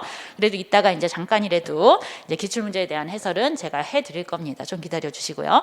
네, 좋습니다. 그래서 이제 토픽 프라이어리티가 있는데 그래서 어세스먼트는 한 번 나오는데 평가 원리 같은 경우에 보면은 거의 이제 경년에 한 번은 반드시 출제가 되는 거예요. 그래서 작년에도 이제 Integrated Reliability가 이제 출제가 되어서 평가 원리가 Reliability 측면에서 한 번 출제는 됐지만 제가 개인적으로 가장 중요하다고 생각하는 건 뭐냐면 평가에서 이제 사실상 교수학습과 평가는 동전의 양면과도 같아서 그죠? 이제는 그죠? 과거의 평가 방식이 아니라 현재 Current Approach 안에서의 평가라고 하는 것은 평가를 통해서 학습이 성장할 수 있도록 하는 그런 역할을 하고 있습니다. 그렇기 때문에 지금 현재 진행되는 교실 수업에서 평가라고 하는 것은 서마티브 학생들을 줄 세워서 1등부터 꼴찌까지 세우려고 하는 것이 아니라 개개인이 얼마나 성취를 했는가라고 하는 개인 안에서의 평가가 굉장히 중요해요. 그렇기 때문에 개인 안에서의 프로그레스에 포커스를 맞춰서 2015년 교육과정도 그렇고요. 내셔널 커리큘럼도 그렇게 구성이 되어 있어요. 저는 이제 2차까지 진행하니까 그런 내셔널 커리큘럼을 쫙 깨고 있거든요. 그래서 그렇게 이제 교실 수업 상황이라든가 교육청에서 이제 나가고 있는 자료들이 다 대부분 그렇게 돼 있단 말이에요. 그래서 저는 이상했던 거예요. 와, 슈백이 왜 안 나오지? 그렇다고 한다면 이러한 부분 안에서 교수학습과 평가 간의 이러한 이제 연계성을 가장 잘 보여주는 대표적인 키 컨셉이 워시백인데 15년 때 다른 그러한 평가 원리와 같이 한꺼번에 나온 거 외에는 단독으로 나온 적이 없었기 때문에 평가 원리가 다시 한번 나오게 된다면 이제 워시백이라고 하는 것에 좀 무게를 둬야 된다라고 하면서 이제 평소에 이제 가르치는 신념과 맞춰서 이제 제시를 했는데 아니라 다를까 이거는 누구나 다 예측할 수 있는 거예요. 현재 크런치 어프로치에 대한 이해를 한다라고 한다면 평가에서 평가 원리는 워시백이라고 하는 것이 무엇보다도 이제 중요하다고 생각하고 예비 교사인 여러분한테 그러한 교수학습과 평가에 대한 관련성에 대한 중요성을 점검하도록 하기 위해서 당연히 올해 워시백이 출제가 된 것이다라고 보시면 될 것 같아요. 그리고 이제 두 번째 기입평안에서는 인터그레이티드가 있었죠. 인터그레이티드 어프로치인데 사실 만약에 교육론 열문항이 그렇게 어렵진 않았는데 만약에 점수를 놓쳤다 하면 인터그레이티드 어프로치를 인터그레이티브나 뭐 다른 걸로 쓰신 거죠. 그렇죠? 그다음에 이제 하나 이제 렉시컬 코이전에 대한 부분 이따가 가서 설명을 드리겠지만 그 두 가지 문항 정도가 아마 감점이 조금 되거나 아니면 점수를 놓치거나 했던 문항이 아닐까라는 생각들이 들어요. 야, 진짜 정말 돌아보면 인터그레이티드 어프로치, 4스킬 통합을 그렇게나 엄청 수업을 하다 보면서 빌드업 1부터서 빌드업 2 기출 문제까지 통합 수업에 대한 부분들은 2015년 개정교육과정에서도 이야기를 했었던 것 같아요. 그런데 제가 수업을 하면서도 얘기했던 것이 학생들한테 제발 용어에 대해서 헷갈리면 안 된다라고 얘기를 했었어요. 수업에서도 보면. 왜냐하면 예전에 평가에서 인터그레이티브 테스트가 나왔었어요. 통합평가라고 하는 거. 그죠? 교수 학습도 통합으로 가르치니 평가도 한 번에 여러 가지 능력을 같이 동시다발적으로 측정하는 평가를 해야 된다. 그래서 인터그레이티브 테스트가 되는 거야. 근데 그 해 우리 학생들이 또 떡하니 인터그레이티드 테스트라고 써놓고 본인은 맞았는 줄 아는 거야. 이렇게 답을 내보니까 또 틀린 거지. 그래서 그때서부터 제가 맨날 강조를 하기, 스킬 하면 인터그레이티드, 테스트 하면 인터그레이티브, 두 개 절대 헷갈리면 안 된다고 그렇게 얘기를 했었거든요. 그런데 올해 역시 컨스트럭티브즘에서 언어 학습에 있어서의 그런 어떤 아웃풋이라든가 학생들의 파티시페이션 또는 리얼 라이프와 같은 교실 환경을 만들어주도록 하는 데 있어서는 그죠? 실질적으로 언어 학습에 대한 방향이 홀란기지 어프로치, 언어는 하나의 덩어리로서 하나의 덩어리로 해야 되기 때문에 어떻게 그 안에 인터그레이티드 스킬을 이제 강조해 주도록 하는 인터그레이티브 어프로치가 하나의 특징으로 제시가 된 것이라고 보시면 되겠습니다. 그래서 큰 틀에서 기입형은 출제가 된 것이다 라고 보시면 될 것 같아요. 그래서 워시백과 인터그레이티드 어프로치라고 하는 것은 현재 커런트 어프로치의 평가의 대표적인 특징, 그죠? 교실 수업에 대한 대표적인 특징, 그 두 가지로서 기입형에서 키텀 두 가지가 출제가 된 것이라고 보시면 되겠습니다. 안타까운 것은 홀랭귀지 어프로치를 분명히 여기 원 워드라고 했거든. 출제를 하면서도 그들도 헷갈릴까봐 홀랭귀지는 two words잖아, 그치? 그러니까 one words라고 쓴 거야. 그러면 그걸 바로 보고 나서 whole language는 아니라고 생각해야 되는데 whole language에 하이픈을 붙여가지고 쓴 학생들도 또 있더라고요. 사실 whole language는 언어는 하나의 덩어리라는 거예요. 그게 데피니션이 우선하는 거예요. whole language의 특징 중에 하나가 integrated approach인 거지. 근데 주어진 데이터에서는 뭐야? 4스킬을 통합하도록 하는 거, 적어도 두 가지 기능을 통합하도록 하는 이야기만 나오고 있잖아. 그치? 홀리스틱 어프로치가 나온 게 아니잖아. 그치? 그렇기 때문에 그럴 경우에는 그 데이터에 근접한 용어로 답안을 쓰셔야 되는 거예요. 그래서 그게 조금 안타까운 그 문항에 대한 모르는 게 아니라 사실 그래서 이제 점수를 놓친 부분들이 있어서 좀 안타까웠습니다. 그래서 기입형은 그렇게 두 가지가 출제가 되는 거고, 이제 기입형은 내가 알고 있으면 맞는 거고 모르고 있으면 틀려요. 그래서 사실상 기입형 때문에 키 컨셉에 대한 부분들을 갖다가 교육론의 주요 키 컨셉에 대한 부분들을 여러분이 정리를 해두셔야 되는 겁니다. 기입형은 모르면 절대 쓸 수가 없어. 이해하시겠습니까? 그렇기 때문에 정확하게, 그리고 심지어 기입형에서는 스펠링 미스텍 때문에 틀리는 경우도 있어요. 키네스테틱 예전에 이제 나왔을 때 러닝 스타일 보면은 그렇게 키네스테틱 많이 하고 바딜리 키네스테틱 그거 많이 했는데 그렇게 써보라고 하거든요. 저는 왜냐면 저도 강의하다가 이렇게 쓰면 진짜 저 오타 많아요. 왜냐면 순간 쓰면 헷갈리는 거예요. 우리가 늘 쓰는 건 아니잖아. 그렇기 때문에 11월에는 그런 키텀이 있으면 한 번씩 다 써봐야 되는 거야. 그래서 그런 부분들 이제 조심해야 돼. 그러니까 얘기하고자 하는 것은 뭐냐면 기입형은 모르면 틀리는 거야. 2점 날리는 거야. 이해하시겠어요? 그렇기 때문에 주요한 키텀들은 반드시 여러분이 좀 정리를 하셔서 여러분만의 글로서리 북을 만드셔야 되는 것들이 필요하고요. 그것은 이제 빌드업 1, 2 강의하면서 다시 어떻게 우리가 키카드를 만들 것인가 설명을 드릴 거고요. 중요한 것은 뭐냐면 서술형이야. 서술형은 몰라서 틀리잖아, 교육론은. 어떻게? 감점이 돼서 틀려. 그래서 기입형과 서술형을 접근하도록 하는 전략은 완전히 달라야 되는 거야. 서술형의 접근 전략은 감점을 최소화하도록 하는 거야. 이해하시겠어요? 감점을 최소화한다. 감점은 언제 당해요? 필요한 정보가 답안에 없을 경우에 당하는 거야. 이해하시겠어요? 그렇기 때문에 디렉션에 대한 분석이 그만큼 중요하고, 디렉션에서 요구하고 있는 정보의 양이 몇 가지인가를 체크를 하고 그 가지수에 맞게끔 데이터 안에서 정보를 찾아가지고 답안으로 연결하도록 하는 연습을 시켜야 되는 겁니다. 이해하시겠어요? 예, 좋습니다. 그래서 그러한 서술형은, 그리고 이제 대부분의 서술형은 이제 클래스룸 데이터 가지고 출제가 굉장히 많이 이제 이루어지고 있습니다. 그렇기 때문에 클래스룸 데이터에 대한 분석이라든가 이러한 부분들이 이제 빌드업 2, 그리고 이제 5, 6월에 진행되는 송 선생님 진행하는 펠트가 이제 굉장히 프랙티컬하게 이제 클래스룸 데이터를 좀 담고 있거든요. 그래서 이러한 과정들을 통해서 조금 이제 클래스룸 데이터를 갖다가 도움을 받으실 수 있고요. 그것보다도 가장 좋은 클래스룸 데이터는 뭐냐면 기출 문제야.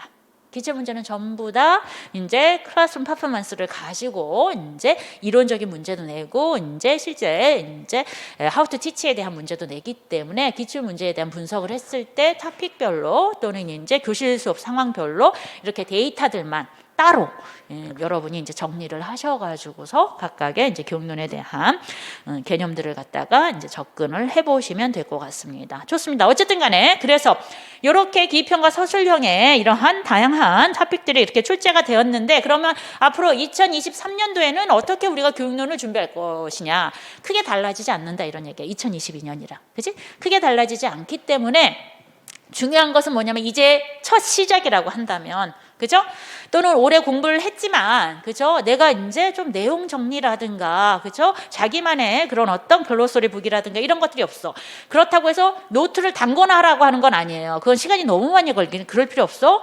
그럴 시간에 머리에다 정리하는 거야. 이해하시겠어요? 그래서 기본적으로 이제 그 교육론에 대한 빌드업 1과 빌드업 2 또는 빌드업 1과 빌드업 2에 상응하는 교육론에 대한 이제 정보들이 들어가 있는 책들을 가지고 여러분이 이제 전략적으로 접근을 하셔가지고 하나하나씩 단계적으로 이제 공부를 해 나가도록 했을 때, 그죠? 그러한 시간들을 여러분의 성실도로 가득 채우면 저절로 9시월에 이제 실전 모의고사에 이제 접근하게 되시고 11월에 최종 모의고사를 통해서 실전 시험에서 1차에 좋은 성적을 받으실 수 있지 않을까라는 생각을 합니다. 그래서 이제 전략은 데이터베이스드 아이템을 이제 풀어나가도록 하는 방법들 연습을 시킬 거고요. 디렉션별로 어떻게 이제 주어진 데이터 안에서 클루를 찾아서 해당 정보들을 찾아 나가도록 할 것인가 문제풀이를 하면서 저희가 진행을 할 거고요. 그다음 날리지 베이스는 키카드나 키텀을 토대로 해가지고 개념에 대한 이해를 시켜 나가도록 하는 방식으로 준비를 하시면 될 것 같고요.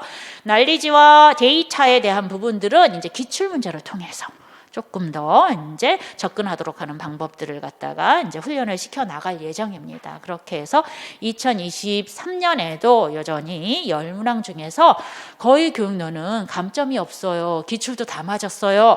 라고 하는 답을 들을 수 있도록 최선을 다해서 준비를 해보도록 하겠습니다. 아시겠죠? 네, 여러분도 잘 따라서 와 주시면 좋을 것 같고요. 좋습니다. 이렇게 해서 이제 기출 분석과 2023년도 어떻게 이제 우리가 교육론을 준비해야 될 것인가 라고 하는 부분들을 저희가 살펴봤고요. 아까 이제 송은호 선생님이 1년의 커리에 대한 부분을 얘기했는데 조금 더 덧붙이자고 한다면 빌드업 1은 1강부터 4강까지 그래서 챕터별로는 3장이에요. 언어 분석 방법. 그래서 이론적인 토대에 대한 부분들 이제 저랑 같이 이제 진행을 하실 거고요. 그다음에 이제 5강부터서 이제 진행되는 그 8강인가 9강까지 되어 있는 러닝 스타일부터서는 이제 키텀 위주로 키 컨셉 정도만 여러분이 이제 살펴보시면 되실 것 같아서 이제 송은호 선생님이 4주 정도 수업을 진행을 하실 겁니다. 그리고 그다음에 이제 3, 4월 강의는요. 저희가 이제 3, 4월부터서는 이제 2023년도 이제 모의고사를 대비해야 되기 때문에 선생님들이 한 달씩 거리면서 이제 강의를 하시거든요. 그래서 교육론은 4월에 진행이 돼요. 영어하고 그러니까 일반 영어하고 문학이 3월에 진행이 되고 영어하고 교육론은 아마 이제 4월에 진행이 될 것 같은데 그랬을 때 이제 8주의 수업이니까 그 4월 한 달 동안 수목 해가지고 8회 수업이 진행이 되는데 수요일 날은 송은호 선생님이 빌드업 2 기본 과정이기 때문에 쭉 한번 그 포스킬이랑 어세스먼트에 해당되는 부분들을 쭉 같이 나갈 거고요. 송은호 선생님이 했던 그 수요일 날 수업들을 그죠? 제가 목요일 날 클래스룸 데이터 가지고 다시 개념을 잡아드립니다. 그래서 작년에 처음 해봤어요. 올해지. 아직 12월이 안 지나갔으니까. 제가 보기엔 굉장히 효과적인 강의인 거예요. 그래서 저는 이걸 조금 프레임을 좀 갖고 가고 싶어서 유태 선생님께 기본 강좌를 6월까지 풀어달라. 우리가 그 1월부터 6월까지 기본 강좌면 완벽하게 우리가 교육론에 대한 부분들을 준비를 시키겠다. 그래서 그랬는데 이제 저희의 그런 어떤 열망만 가지고는 되지 않더라고요. 그런 커리큘럼이 다 선생님들이 이제 합의를 해주셔야 되는데 그런 것들이 좀 안 돼가지고 좀 아쉽긴 하지만 제가 올해 그 상반기에 그것을 진행을 해봤을 때 기본 개념에 대한 책들을 가지고 한번 살펴보고 실제 데이터 를 가지고 이제 예를 들어서 교실 수업 안에서 그 학생들의 리터럴 트랜슬레이션에 대한 이해가 어떻게 모국어의 간섭 현상으로 일어나는지 실제 클래스룸 데이터 교실 수업 안에서 그 교사와 학생들의 클래스룸 톡 안에서 또 살펴보도록 한다라든가 이런 것이 사실 키 컨셉만 그러한 추상적으로 암기하는 것보다 실제 데이터와 바로 연결을 시켜 나가니까 바로 그때서부터서 기출 문제에 대한 접근이 이제 보다 손쉬워져 가지고 여러분이 문제풀이에 조금 더 자유로워지신 것 같더라고요. 그래서 그렇게 이제 3, 4월에는 진행을 할 거고요.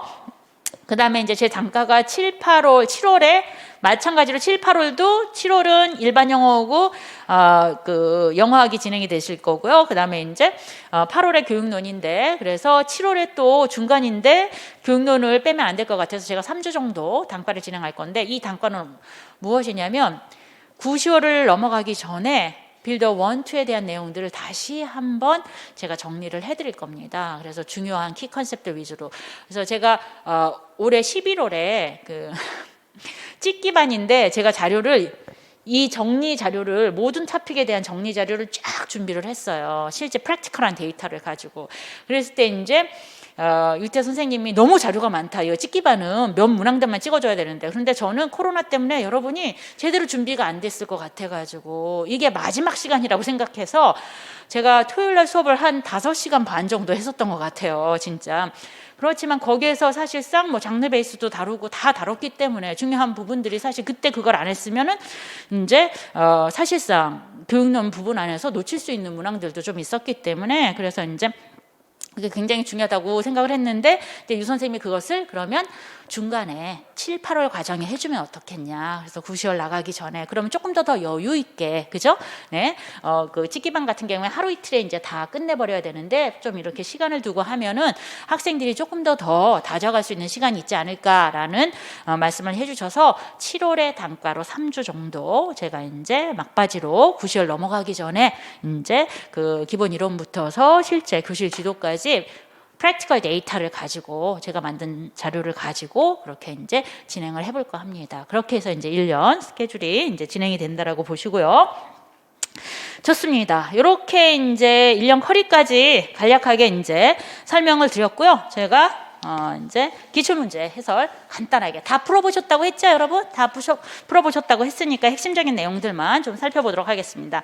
1번 문항은 워시백에 관련된 부분입니다. 그죠? 워시백에 관련된 부분인데 안 선생님의 티칭 저널과 그 다음에 이제 나윤이의 러닝 저널에 대한 내용들을 가지고 이제 커멘트를 완성하시면 되는 겁니다. 그래서 이 커멘트를 이렇게 이제 기입형 같은 경우에 커멘트를 먼저 읽고 거기에 해당되는 정보를 찾아가는 게 시간적으로 굉장히 세이브하는 부분이에요. 그래서 커멘트를 먼저 보시면 위에 있는 두 저널을 살펴봤을 때 무엇을 보여주고 있는가? 여러분이 가지고 있는 가이드 자료에 보면은 이펙트가 앞으로 나와 있어. 그치? 그거 잘못돼 있어. 이게 긁었을 때 이제 문제가 있었나? 왜 이렇게 됐는지 모르겠어요. 이펙트랑 빈칸을 이제 그 순서를 바꿔주세요. 그래서 사실상 이펙트만 보더라도 학생들이 이펙트가 들어가는 키 컨셉이 많지 않잖아. 그래서 와시백 바로 생각을 하실 수가 있었을 거예요. 근데 어쨌든 간에 이렇게 빈칸이 있으면 빈칸 뒤에 반드시 그 키 텀이나 키 컨셉을 설명할 수 있는 키 프레이즈가 나와요. 이런 식으로 in that 이런 측면에서 그럼 that 이하에 대한 이해를 하시면 키 텀을 바로 골라서 쓰실 수가 있어요. 그래서 보시면 교사나 학생이 그치 쓴 내용이야. 이 저널들은 뭐에 대해서 쓴 거야? What they do 그들이 무엇을 해야 하는지 뭐에? teaching에서 그 다음에 studying에서 시험과 관련해서 이해하시겠어요? 그러니까 시험과 관련해서 시험을 보고 난 다음에 교사는 어떻게 가르쳐야 될 것인지 학생은 어떻게 학습을 해야 될 것인지에 대해서 쓴 내용이야. 그 내용을 살펴보면 뭐야? 평가가 그 다음 학습에 교수에 미치는 영향을 나타내는 것이다 해서 워시백 이펙트, 워시백을 써주시면 되는 거예요. 백워시를 쓰셔도 되고요. 이해하시겠습니까? 자, 이렇게 워시백을 써주시면 되고 이렇게 해가지고 커멘트만 보고 여러분이 그죠? 이건 워시백 이펙트, 워시백인데 그렇게 넘어가면 안 되고 그 시간 내에서 빠르게 A 자료 나와 있는 것을 점검을 하셔야 되는 거예요. 더블 체크를 반드시 하셔야 돼. 이해하시겠어요? 시험 상황은 사실상 어떻게 흘러가야 될지 모르기 때문에 한쪽으로 오리엔티드 되면은 그게 맞을 거라고 생각하는 거야. 아까 홀 랭귀지를 쓰는 것처럼. 이해하시겠어요? 홀랭기즈 포스키라면 홀랭기즈야 이렇게 했으면 바로 홀랭기즈를 어떻게 해서든지 한 단어로 만들어 버리는 거지. 하이폰을 붙이지 않는데 하이폰을 붙여서라도. 이해하시겠어요? 그렇기 때문에 반드시 더블 체크를 하셔야 돼요. 시험 상황에서는 굉장히 흥분하지 말고 객관적으로 그 데이터들을 보고 파악을 하셔야 됩니다. 그래서 안 선생님 같은 경우에는 이야기를 하고 있잖아요. 그죠? 하단에서 보시면, 그죠? 기본적으로 안 선생님 같은 경우에는 이제 교실 수업 안에서 학습 활동을 말하기 능력을 키워주기 위해서 어떻게 하셨다라고 얘기하죠. 네 번째 줄에 보시면 패턴 드릴 형태로 진행을 했다라고 했잖아. 그지? 패턴 드릴로 진행을 했는데 이 패턴 드릴로 진행을 하면서 선생님은 어떤 생각을 가지고 계셨어요? 그 다음 줄에 어큐리시와 플루언시 같이 길러질 거라고 생각을 한 거야. 근데 이야기하고자 하는 내용은 뭐야? 꼭 교육론도 텍스트로 이루어져 있잖아요. 그래서 이제 뭐 내년에 공부하면서 이제 제가 여러 번 말씀을 드리겠지만 텍스트로 이루어져 있기 때문에 교육론을 읽었을 때도 담화에 대한 이해를 빨리 하면은 거기에서 키포인트를 빨리 잡을 수가 있어요. 그 키포인트가 바로 또 답안으로 연결이 되는 거거든요. 클루가요. 여기서 얘기하고 있는 앞에 있는 거 패턴들이 이런 거 다 필요 없어. 어큐리시, 플루언시 다 필요 없어. 내가 얘기하고자 하는 것은 안 선생님이 얘기하고자 하는 건 뭐야? however 이하야. 그죠? however. 하지만 무슨 얘기야? 그지? 하지만 평가를 해봤어. 말하기 능력을 시험을 봤지. last week에서 그랬더니 학생들이 플루언시는 전혀 개선이 안 됐어. 이해하시겠어요? 그래서 어떻게 그죠? 예, 학생들을 보니까 말하기에서 자꾸 길게 침묵을 한단 말이죠. long pause가 있단 말이야. 그치? 그래서 이러한 문제를 해결하도록 하기 위해서 나는 어떻게 플루언시를 조금 보강하는 티칭을 하겠다. 평가 이후에 티칭에 대한 계획이 세워져 있는 거야. 이해하시겠어요? 그럼 평가로 인해서 알게 된 거잖아. 학생들의 플루언시가 부족하다라고 하는 사실을. 평가를 하지 않았으면 알 수 있었어요? 없었어요? 없었지. 자기 신념이 패턴 드릴을 하면은 어큐리시와 플루언시 둘 다 키워준다라고 생각을 했었으니까 평가가 그러한 정보를 제공한 거라고 보는 거예요. 이해하시겠어요? 그 다음 두 번째. 나연이 같은 경우에도 뭐야? 오늘 이제 파이널 이그잼을 이제 봤는데 본인 만족스러워. 리딩에 대한 부분을 여러 번 막 했더니 점수가 좋아. 근데 본인이 이제 생각하는 건 뭐냐면 평가 방식에 있어서 자기는 뭘 더 하고 싶었어? 아래에서 하나, 둘, 셋, 네 번째 줄 보시면 I really 여기도 중간에 however가 있잖아. 빠르게 읽으면서 however 봐야 되는 거야. 이해하시겠어요? 얘기하고 싶은 거. 하지만 좀 실망스러웠는데 나는 정말로 want to improve my English writing skill. 그죠? 쓰기 능력을 좀 향상시키고 싶었는데 그런 걸 연습할 수 있는 시간이 전혀 없었단 얘기야. 이해하시겠어요? 그래서 공부 방법을 갖다가 이제 바꾸고는 싶은데 그렇다고 해서 그지 good English test score에 대한 부분들을 포기할 수는 없다라는 얘기인 거지. 이해하시겠어요? 그러면 앞으로의 학습은 라이팅에 대한 부분을 조금 더 신경을 쓰겠죠. 이해하시겠습니까? 그래서 이것도 평가를 통해서 알게 된 거지. 이해하시겠어요? 자신의 라이팅 스킬에 대한 부분들이 좀 부족하다라고 하는 것을. 그래서 워시백이라고 하는 것이 이제 정확하게 더블 체크로 인하여 키텀으로 들어갈 수 있는 겁니다. 이해하시겠어요? 그 다음에 오른쪽. 자, 인터그레이티드 어프로치. 자, 이것도 마찬가지야. 자, 코멘트 먼저 읽어. 기평. 그래서 위에 있는 대화를 보면 두 선생님이 이야기를 하고 있는데 뭐 어떤 어프로치에 대해서 이야기하고 있대. 여기부터서는 우리가 이제 게싱을 할 수는 없어. 어떤 어프로치지? 그 뒤에를 한번 봐봐. 이 어프로치는 티피컬한 거야. 커뮤니케이티브 인터랙티브 프레임워크에서는 그치? 티피컬한 거야. 그치? 이 얘기라고 하는 것은 뭐냐면 커뮤니케이티브 인터랙티브 그 클래스룸 안에서의 가장 주요한 특징이라고 보여지는 거지. 여기까지만 가도 잘 모르겠어. 홀랑기즈 어프로치인지 뭔지 잘 몰라. 이 어프로치라고 하는 것은 학생들한테 모티베이션도 줄 뿐만 아니라 좀 더 적극적으로 활동에 임하도록 한다는 얘기야. 코멘트만 읽어가지고 잘 모르겠어. 이 어프로치가 뭘 나타내는가? 바로 빠르게 앞에 있는 데이터로 올라가야 되는 거야. 여러분 일반 영어 잘 아시죠? 두 선생님이 그지? What are they talking about? 뭐에 대해서 이야기하는가? 그게 directly하게 그 어프로치와 연결이 돼 있는 거야. 두 선생님이 얘기하고 있는 거. 그치? 두 선생님 뭘 얘기하고 있어? 그치? 티처 1과 티처 2가 이제 이야기를 하고 있어요. 좀 더 교실 수업을, 영어 수업을 좀 더 효과적으로 진행하고자 한다. 티처 2가 이야기를 하는 거죠. 그죠? 저도 그래요. 라고 쭉 얘기를 하면서 이야기를 합니다. 하지만 기존의 텍스트북은 이런 문제점이 있어. 그치? 그죠? 그 separable, 그죠? from each other. 기능에 대한 부분이 각각 나눠서 가르치게 돼 있으니까 좀 효과적이지 않은 것 같아. 중간 정도 오니까 티처 1이 이야기하죠. 그래서 저는 adapting the textbook. 텍스트북을 조금, 그죠? 예, 수정을 좀 했습니다. 어떻게 했는데요? 라고 얘기를 합니다. 그랬더니 티처 1이 for example 구체적으로 본인의 활동에 대해서 이야기합니다. I usually have a pre-reading discussion time to activate schemata. 스키마타 활성화시키기 위해서 pre-reading discussion을 시켜요. 그러면 자연스럽게 여기가 이제 클로죠. Link between speaking, listening, and reading. 스킬이 지금 이것도 컨버세이션이니까 디스코스로 이루어졌잖아. 앞에서 뭐라고 얘기했어? 효과적으로 가르치고 싶은데 효과적으로 가르칠 수가 없어. 그 이유가 뭐야? 키 컨텐츠 워즈가 뭐야? separable. 그죠? 기능 지도라고 하는 것이 다 각각 가르쳐야 되니까 이게 효과가 없다는 얘기야. 그래서 그 다음에 나와 있는 내용이 뭐야? adapting the textbook을 했다는 얘기야. 그렇게 해서 어떻게 했다는 얘기야? 예를 든다면 이렇게 했다라는 얘기야. 그치? 여기서 포인트가 뭐야? 프리리딩, 그죠? 예, 디스커션을 갖다가 이제 스키마타를 활성화시키기 위해서 했어. 그 이유는 뭐야? to 링크하기 위해서. listening, speaking, reading. 이해하시겠어요? 그래서 이런 스킬에 대한 통합에 대한 부분들, 그죠? 그런 부분들에 대해서 이야기하는구나. 그래서 티처 2가 다시 받아.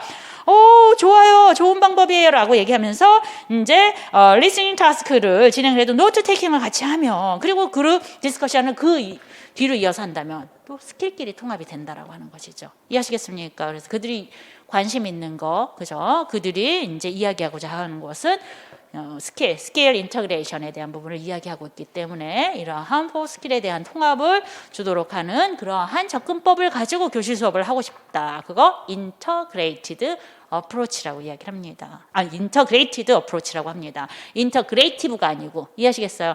일부 아티클에서는 인터그레이티브 어프로치가 나오기도 하는데 일반적이지 않아요.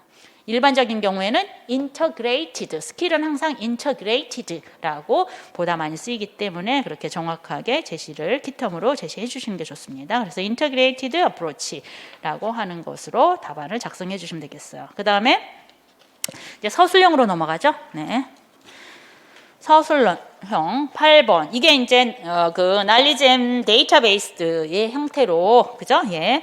날리지에 대한 definition을 먼저 주고요. 키텀, 키 컨셉에 대한 definition을 주고 거기에 해당된 실제 교실 수업에 대한 퍼포먼스를 이제 찾아가도록 하는 겁니다. 자, 서술형은, 그죠? 저희가 디렉션부터서 먼저 읽습니다. 디렉션을 한번 보시면 identify two periods, 그죠? 예.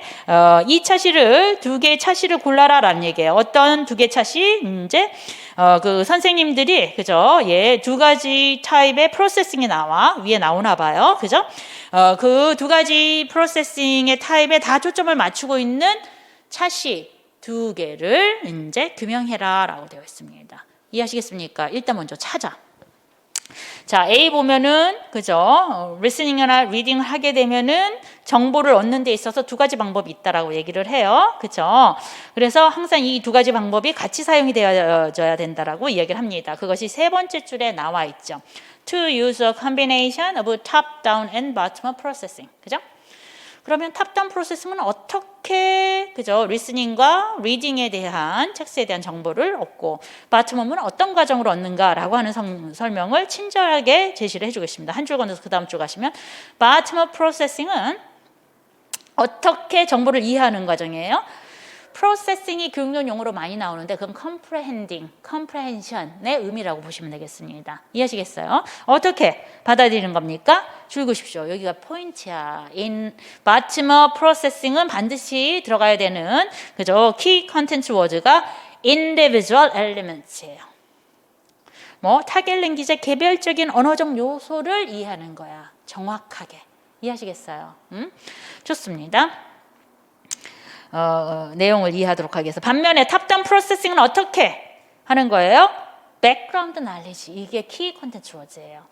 배경 지식을 토대로 사용해서 뭘 이해하는 거야? Understanding the meaning of a message. 이건 뭐야? whole meaning, 전체적으로. 텍스트가 about what, 뭐에 대한 이야기인지. 이해하시겠습니까? 그래서 내용에 대한 이해야. 그러니까 bottom-up 프로세싱은 어떻게? 언어에 대한 이해야. 그 다음에 탑다운 프로세싱은 뭐야? 내용, 메시지, 미닝에 대한 이해야. 그 텍스트가 뭐에 대해서 이야기를 하고 있는가. 이해하시겠습니까? 예, 리스닝과 리딩을 통해서. 그러면 그와 같은 두 가지 프로세싱 같이 공존해야 되면 수업 시간에 언어도 가르쳐야 되고 내용도 가르쳐야 된다는 얘기야. 이해하시겠어요? 그래서 언어와 내용이 있는 그 차시를 골라주시면 돼. 첫 번째 차시 봐봐. 리스닝 수업인데 뭐예요? A series of phrase for consonant, vowel linking between words. 단어 사이의 자음과 모음에 대한 연속적인 구를 이제 들어보도록 하는 거야. 언어의 랭귀지 바텀업입니다. 두 번째 활동을 listen to short sentence. 이번에도 문장을 듣고 뭘 구분하도록 하는 거야. 그지? 인토네이션에 대한 부분. 언제 올리고 언제 내리는지에 대한 인토네이션. 이것도 랭귀지에 대한 부분이잖아. 그럼 첫 번째 차시는 뭐야? bottom-up 프로세싱만 진행하도록 하는 차시인 거지. 이해하시겠어요? 그럼 이거는 고르면 안 되겠지? 두 번째 봅니다. 두 번째는 보면은 listen to dialogue를 들었어. find main idea를 찾았어. 이건 미닝을 찾는 거지. 그 텍스트에서 언급하고 있는 홀 미닝을 찾는 거지, 메인 아이디어는. 그럼 이건 탑다운이야. 그지? 미닝을 찾았으니까. distinguish sentence intending subject verb agreement error. 문장 중에서 어떻게 주동 불일치가 돼 있는 문장을 찾으라는 얘기야. 그치? 그럼 문장을, 그죠? 뭡니까? 2차시죠. 죄송합니다. 예, 제가 다른 거 읽었어. 5차시 걸 읽었어. 그치? 2차시 거 보면은 그 문장을 딕테이션 하도록 하는 건데 액티브 보이스와 파시브 보이스야. 랭귀지에 해당되는 것이지. 그치? 그렇기 때문에 요것은 바텀업에 대한 부분들이야. 그래서 2차시는 메인 아이디어 탑다운. 그죠? 그 다음에 액티브 보이스와 파시브 보이스에 대한 랭귀지, 그죠? 예, 인디비주얼 엘리먼트에 해당되는 랭귀지에 대한 부분 바텀업. 그래서 2차시 골라주시면 되겠고요. 5차시는 뭡니까? 예, 도입 부분의 패러그래프를 읽고 그 다음에 어떤 내용이 펼쳐질지 프레딕트 동그라미 예측해봐. 그치? 읽고 그 다음에 어떤 내용이 갈지. 이것은 미닝, 메시지에 대한 부분이야. 그러면 탑다운에 해당되는 거지. 프레딕트 때문에. 그치? 내용적인 부분. 언어를 이야기하는 게 아니야. 어떤 내용으로 전개가 될 것인가 유추하도록 하는 거죠. 백그라운드 날리지를 사용해서. 두 번째는 어떻게 해요? Distinguish sentence containing subject, verb, agreement error. 그죠? 실제 이제 문장을 골라내는 거야. 문장 중에서 어떻게 주동일치가 안 된 문장들이 있으면 그걸 골라야 돼. 그러면 문장을 꼼꼼하게 읽어서 주동일치가 안 된 주어와 동사의 이제 수일치가 안 되는 것을 골라줘야 되잖아. 그럼 어떻게? 랭귀지에 포커스 줘야 되는 거지. 그럼 바텀업이야. 역시 5차시도 어떻게? 탑다운과 바텀업이 되어 있어. 2차시와 5차시네. 두 개를 고르라고 했으니까. 그치? 답안은 어떻게 쓰든 간에 2차시와 5차시가 나와 있어야 돼. 두 개, both type of processing을 사용하고 있는 차시는 그죠? second과 fifth period에서 진행이 된다라고 하는 정보가 있어야 되는 겁니다. 그 다음에 두 번째 퀘스천이 뭐야? 디렉션에서 explain your answers with evidence from B. B에 있는 정보를 가지고 왜 2차시와 5차시에서 그지? 2차시와 5차시에서 그지? 이러한 both type of processing이 다 진행이 됐는지를 설명하라고 얘기했잖아. 그래서 2022년 문제에서 가장 문제가 되는 것 중에 하나가 디렉션이었어요. 툭 하면 에비던스를 가지고 다 설명하래. 그러니까 그 제한된 시간 안에서 이 정보도 찾았어야 되고 저 정보도 찾았어야 돼. 너무 바쁜 거야. 문제는 어렵지 않은데 그 정보를 어디서부터 어디까지 써야 되는 건지 어떤 정보를 찾았어야 되는 것인지에 대한 부분도 이해하시겠어요? 근데 디렉션에서 분명한 것은 뭐냐면 B에서 나온 에비던스를 가지고 다 진행하니까 B에 있는 정보는 다 써줘야 되는 거야. 이해하시겠어요? 그래서 B에서 메인 아이디어 써줘야 되고 탑다운 해당되니까 액티브 또는 파시브 보이스드 인디비주얼 엘리먼트에 해당되는 거니까 이 정보, 이 활동들이 진행이 된다라고 하는 거 이해하시겠어요? 그 다음에 이제 5차시 안에서는 predict 그죠?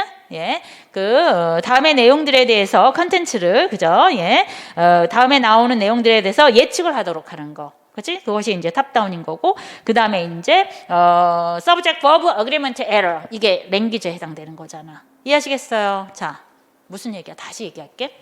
이건 좀 훈련이 더 돼야겠지만, 정보를 썼을 때, B에 있는 에비던스를 갖다 쓰지만, B에서 어떠한 내용, 어떠한 단어, 그치? 어떠한 exact word를 골라 나가야 될 것인가라고 하는 기준은 뭐냐면, A에서 결정해 주는 거야. 이해하시겠어요?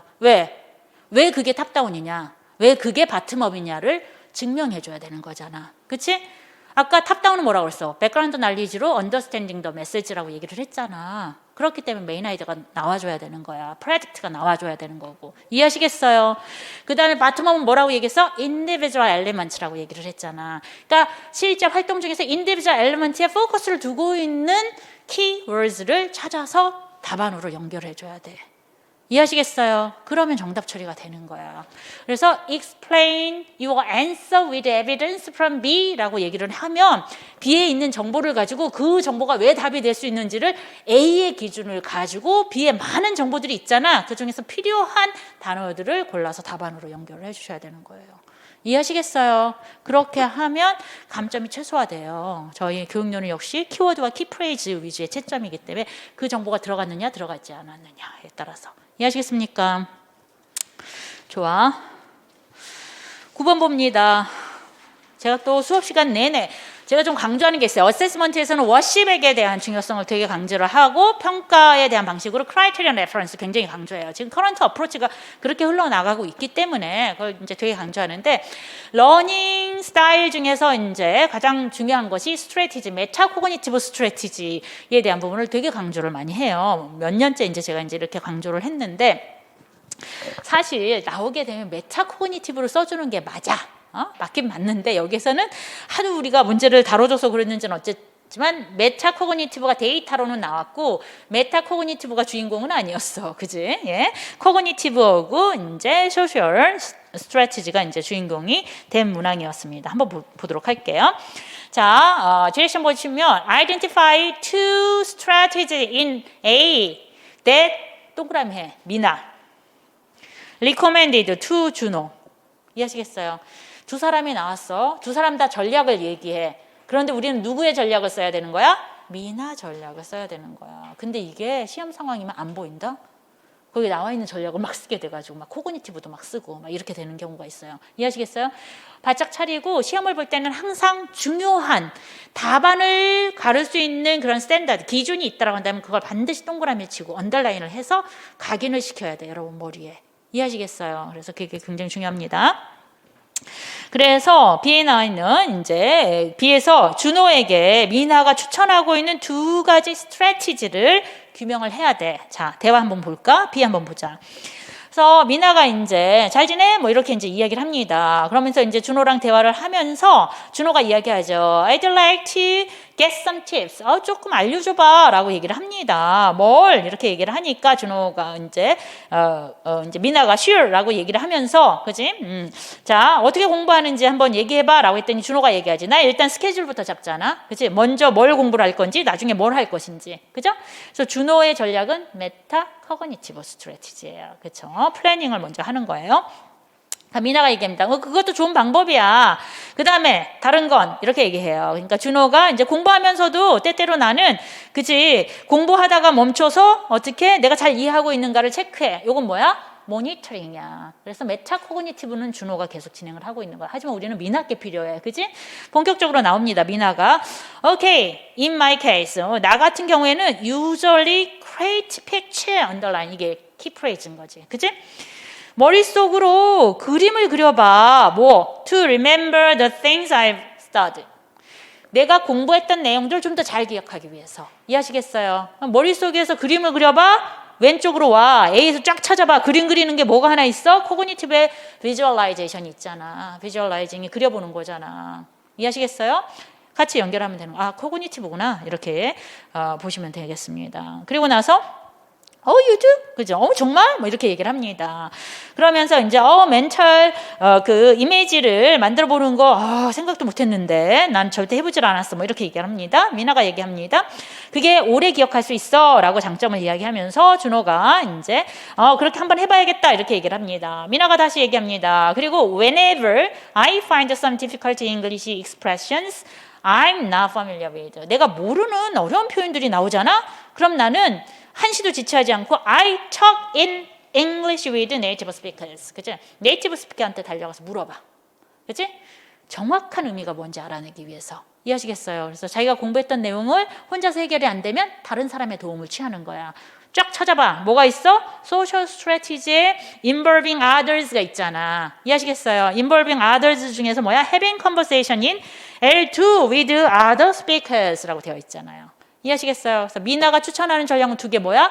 코그니티브와 소셜 스트래티지를 추천하고 있는 겁니다. 그래서 그 두 가지가 들어가셔야 되는 거예요. 이해하시겠어요? 그 다음에 그래서 보시면 또 뭐라고 되어 있어? 참 일괄적이야, 그지? Support your answer를 with evidence from B라고 하는 거야. 이해하시겠어요? B에서 찾아서 왜 그게 커그니티브고 왜 그게 소셜 스트래티지인지를 써라 이런 얘기야. 그럼 B에 나와 있잖아. 그치? 커그니티브 중에서 뭘 한 거야? 비주얼라이제이션이지. 그래서 비주얼라이제이션을 설명할 수 있는 키프레이즈를 찾으면 되는 거야. create, 그치? picture. 네? 그림을 그려본다든가 연상을 한다던가 이해하시겠어요? 이 내용이 들어가시면 되는 거고요. 그 다음에 소셜 스트래티지는 뭐야? having conversation 한다고 그랬잖아. 그죠? talk with native speaker라든가 talk English with native speaker라든가 이해하시겠습니까? 그 내용의 구문들을 이제 찾아서 써주시면 되는 겁니다. 이해하시겠어요? 네, 좋아. 이렇게 보시면 되는 거다. 그 다음에 10번 봅니다.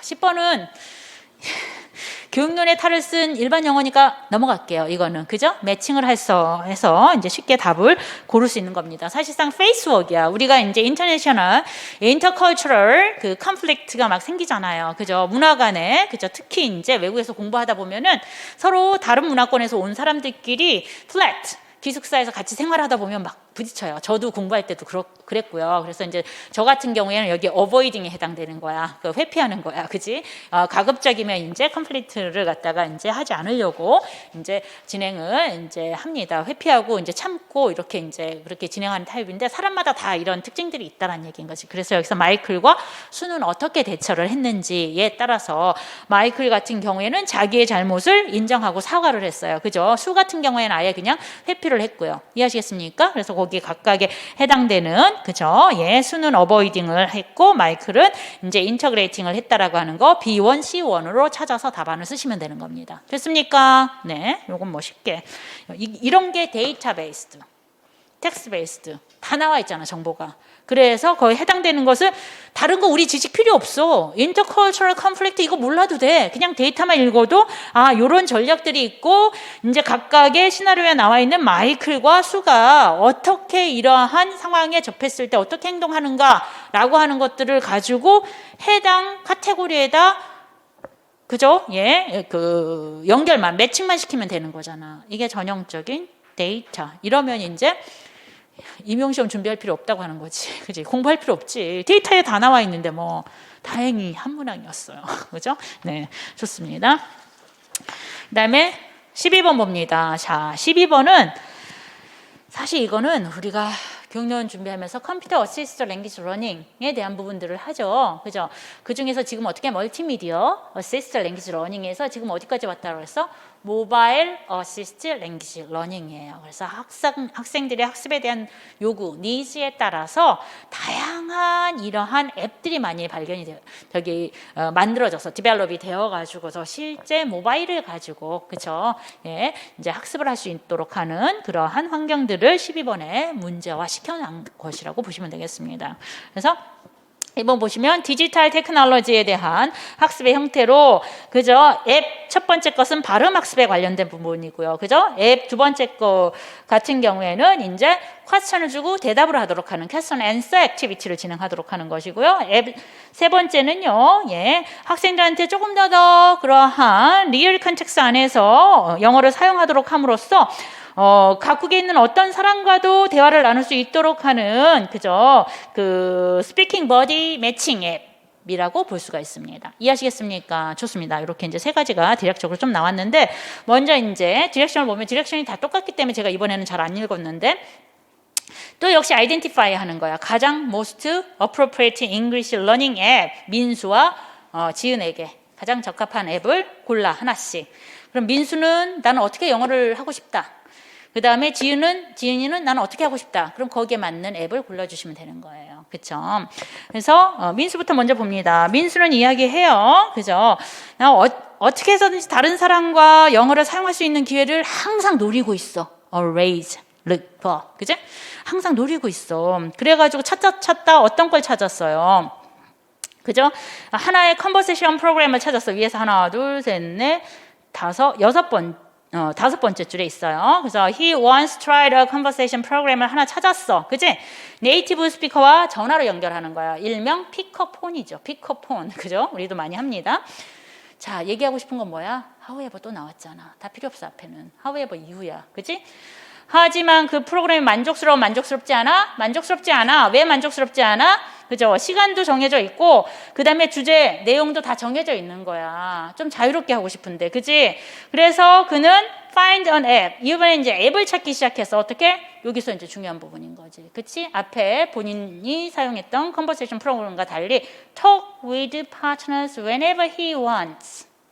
그가 원할 때면 언제든지 대화를 할 수 있는 상대가 있었으면 좋겠고, 그리고 apply what he learns in English class. 영어 수업에서 배웠던 것들을 한번 적용해보고 싶다는 얘기야. 그럼 뭐야? 정해진 내용이 아니라 그때그때마다. 이해하시겠어요? 예, 필요한 내용으로 하고 싶다는 얘기인 거지. 그래서 좀 더 내추럴 컨텍스트 안에서 그치? 영어를 사용하고 싶어. 여기에 적합한 것은 뭐야? 세 가지 앱 중에서 뭐야? 이제 마지막에 리얼 컨텍스트 안에서 스피킹 버디와 대화하도록 하는 앱 3을 골라주면 되는 거지. 이해하시겠어요? 그 다음에 이제 지은 같은 경우에는 뭐야? 나는 이제 영어로 말하는 게 조금 두려워. 안 그랬었는데 이제 그런 상황들이 쭉 설명이 되고 밑에서 하나, 둘, 셋, 네 번째 있어요. 그죠? 교사가 이런 지은이에게 이제 충고를 해줘서 focus on practicing pronunciation of words. 단어에 대한 발음들을 그죠? 조금 연습을 해보면 어떨까? 그래서 발음에 대한 연습할 수 있는 앱을 찾는 거야. 발음 나와 있었지? 어디? 앱 1에 있잖아. 이해하시겠어요? 그래서 자, 민수는 앱 3, 그리고 지은이는 앱 1을 찾아서 답안으로 연결을 해주시면 정답 처리되는 거고요. 그 다음에 두 번째 퀘스천이 뭡니까?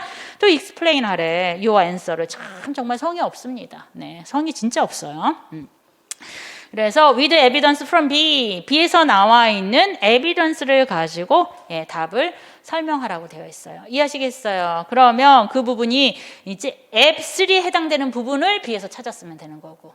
무슨 말인지 아시겠어요? 그 다음에 앱 1에 해당되는 부분을 이제 지은이 B에서 찾았으면 된다라고 하는 거야. 앱 3라고 하는 거 뭐야? 스피킹 버드에서 자유롭게 해. 얘가 자유로운 파트너를 원했잖아. 그치? 그리고 자기가 배웠던 내용들을 적용하고 싶고. 이해하시겠어요? 그래서 그때그때마다 자연스러운 언어를 사용하고 싶어. 그게 바로 이제 appropriately, 적절하게 영어를 사용하도록 한다라던가. 그치? 이제 exchange 아이디어를 이제 한다라던가. 뭐 이런 부분이 다 그 안에 해당되는 겁니다. 이해하시겠어요? 그래서 앱의 기준을 가지고 거기에 해당되는 항목들을 B에서 찾아서 답안으로 연결하시면 된다고요. 이해하시겠어요? 그래서 B 안에서 어떤 키프레이즈를 뽑을 것인가 그 기준은 어떻게? A에서 결정하는 것이다. 그래서 A와 B 자료 두 가지를 다 활용을 해야 된다더라. 이렇게 보시면 될 것 같습니다. 이렇게 해서 큰일 났다. B 남았는데 저 쫓겨날 건데 선생님들한테. 네. 빠르게 진행하자. 그치? 자, 6번 봅니다. 6번. 이번에 이제 6번에 나와 있는 건 렉시칼 코이전이죠. 렉시칼 코이전. 그래서 이번에는 코헤시브 디바이스가 분명히 나올 것 같다라고 얘기를 했어요. 저희가 이제 11월 이제 특기반에서도 이제 말씀을 드리면서 코헤시브 디바이스는 이제 그라마티컬 링커가 있고 그 다음에 이제 렉시칼 링커, 렉시칼 코이전이 있다라고 하고 이제 빌드업에서도 보면 렉시칼 코이전에 대한 설명이 리딩 파트 뒷부분에 쫙 나와 있습니다. 그렇죠?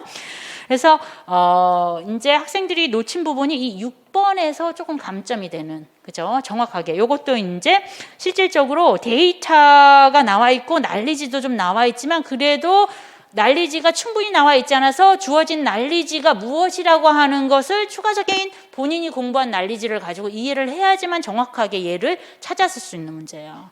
제가 보니까 2022년도 문항 중에서 제일 어렵고 학생들이 많은 그죠? 감점을 받았던 문항 중에 하나가 6번이 되지 않았을까라는 생각이 듭니다.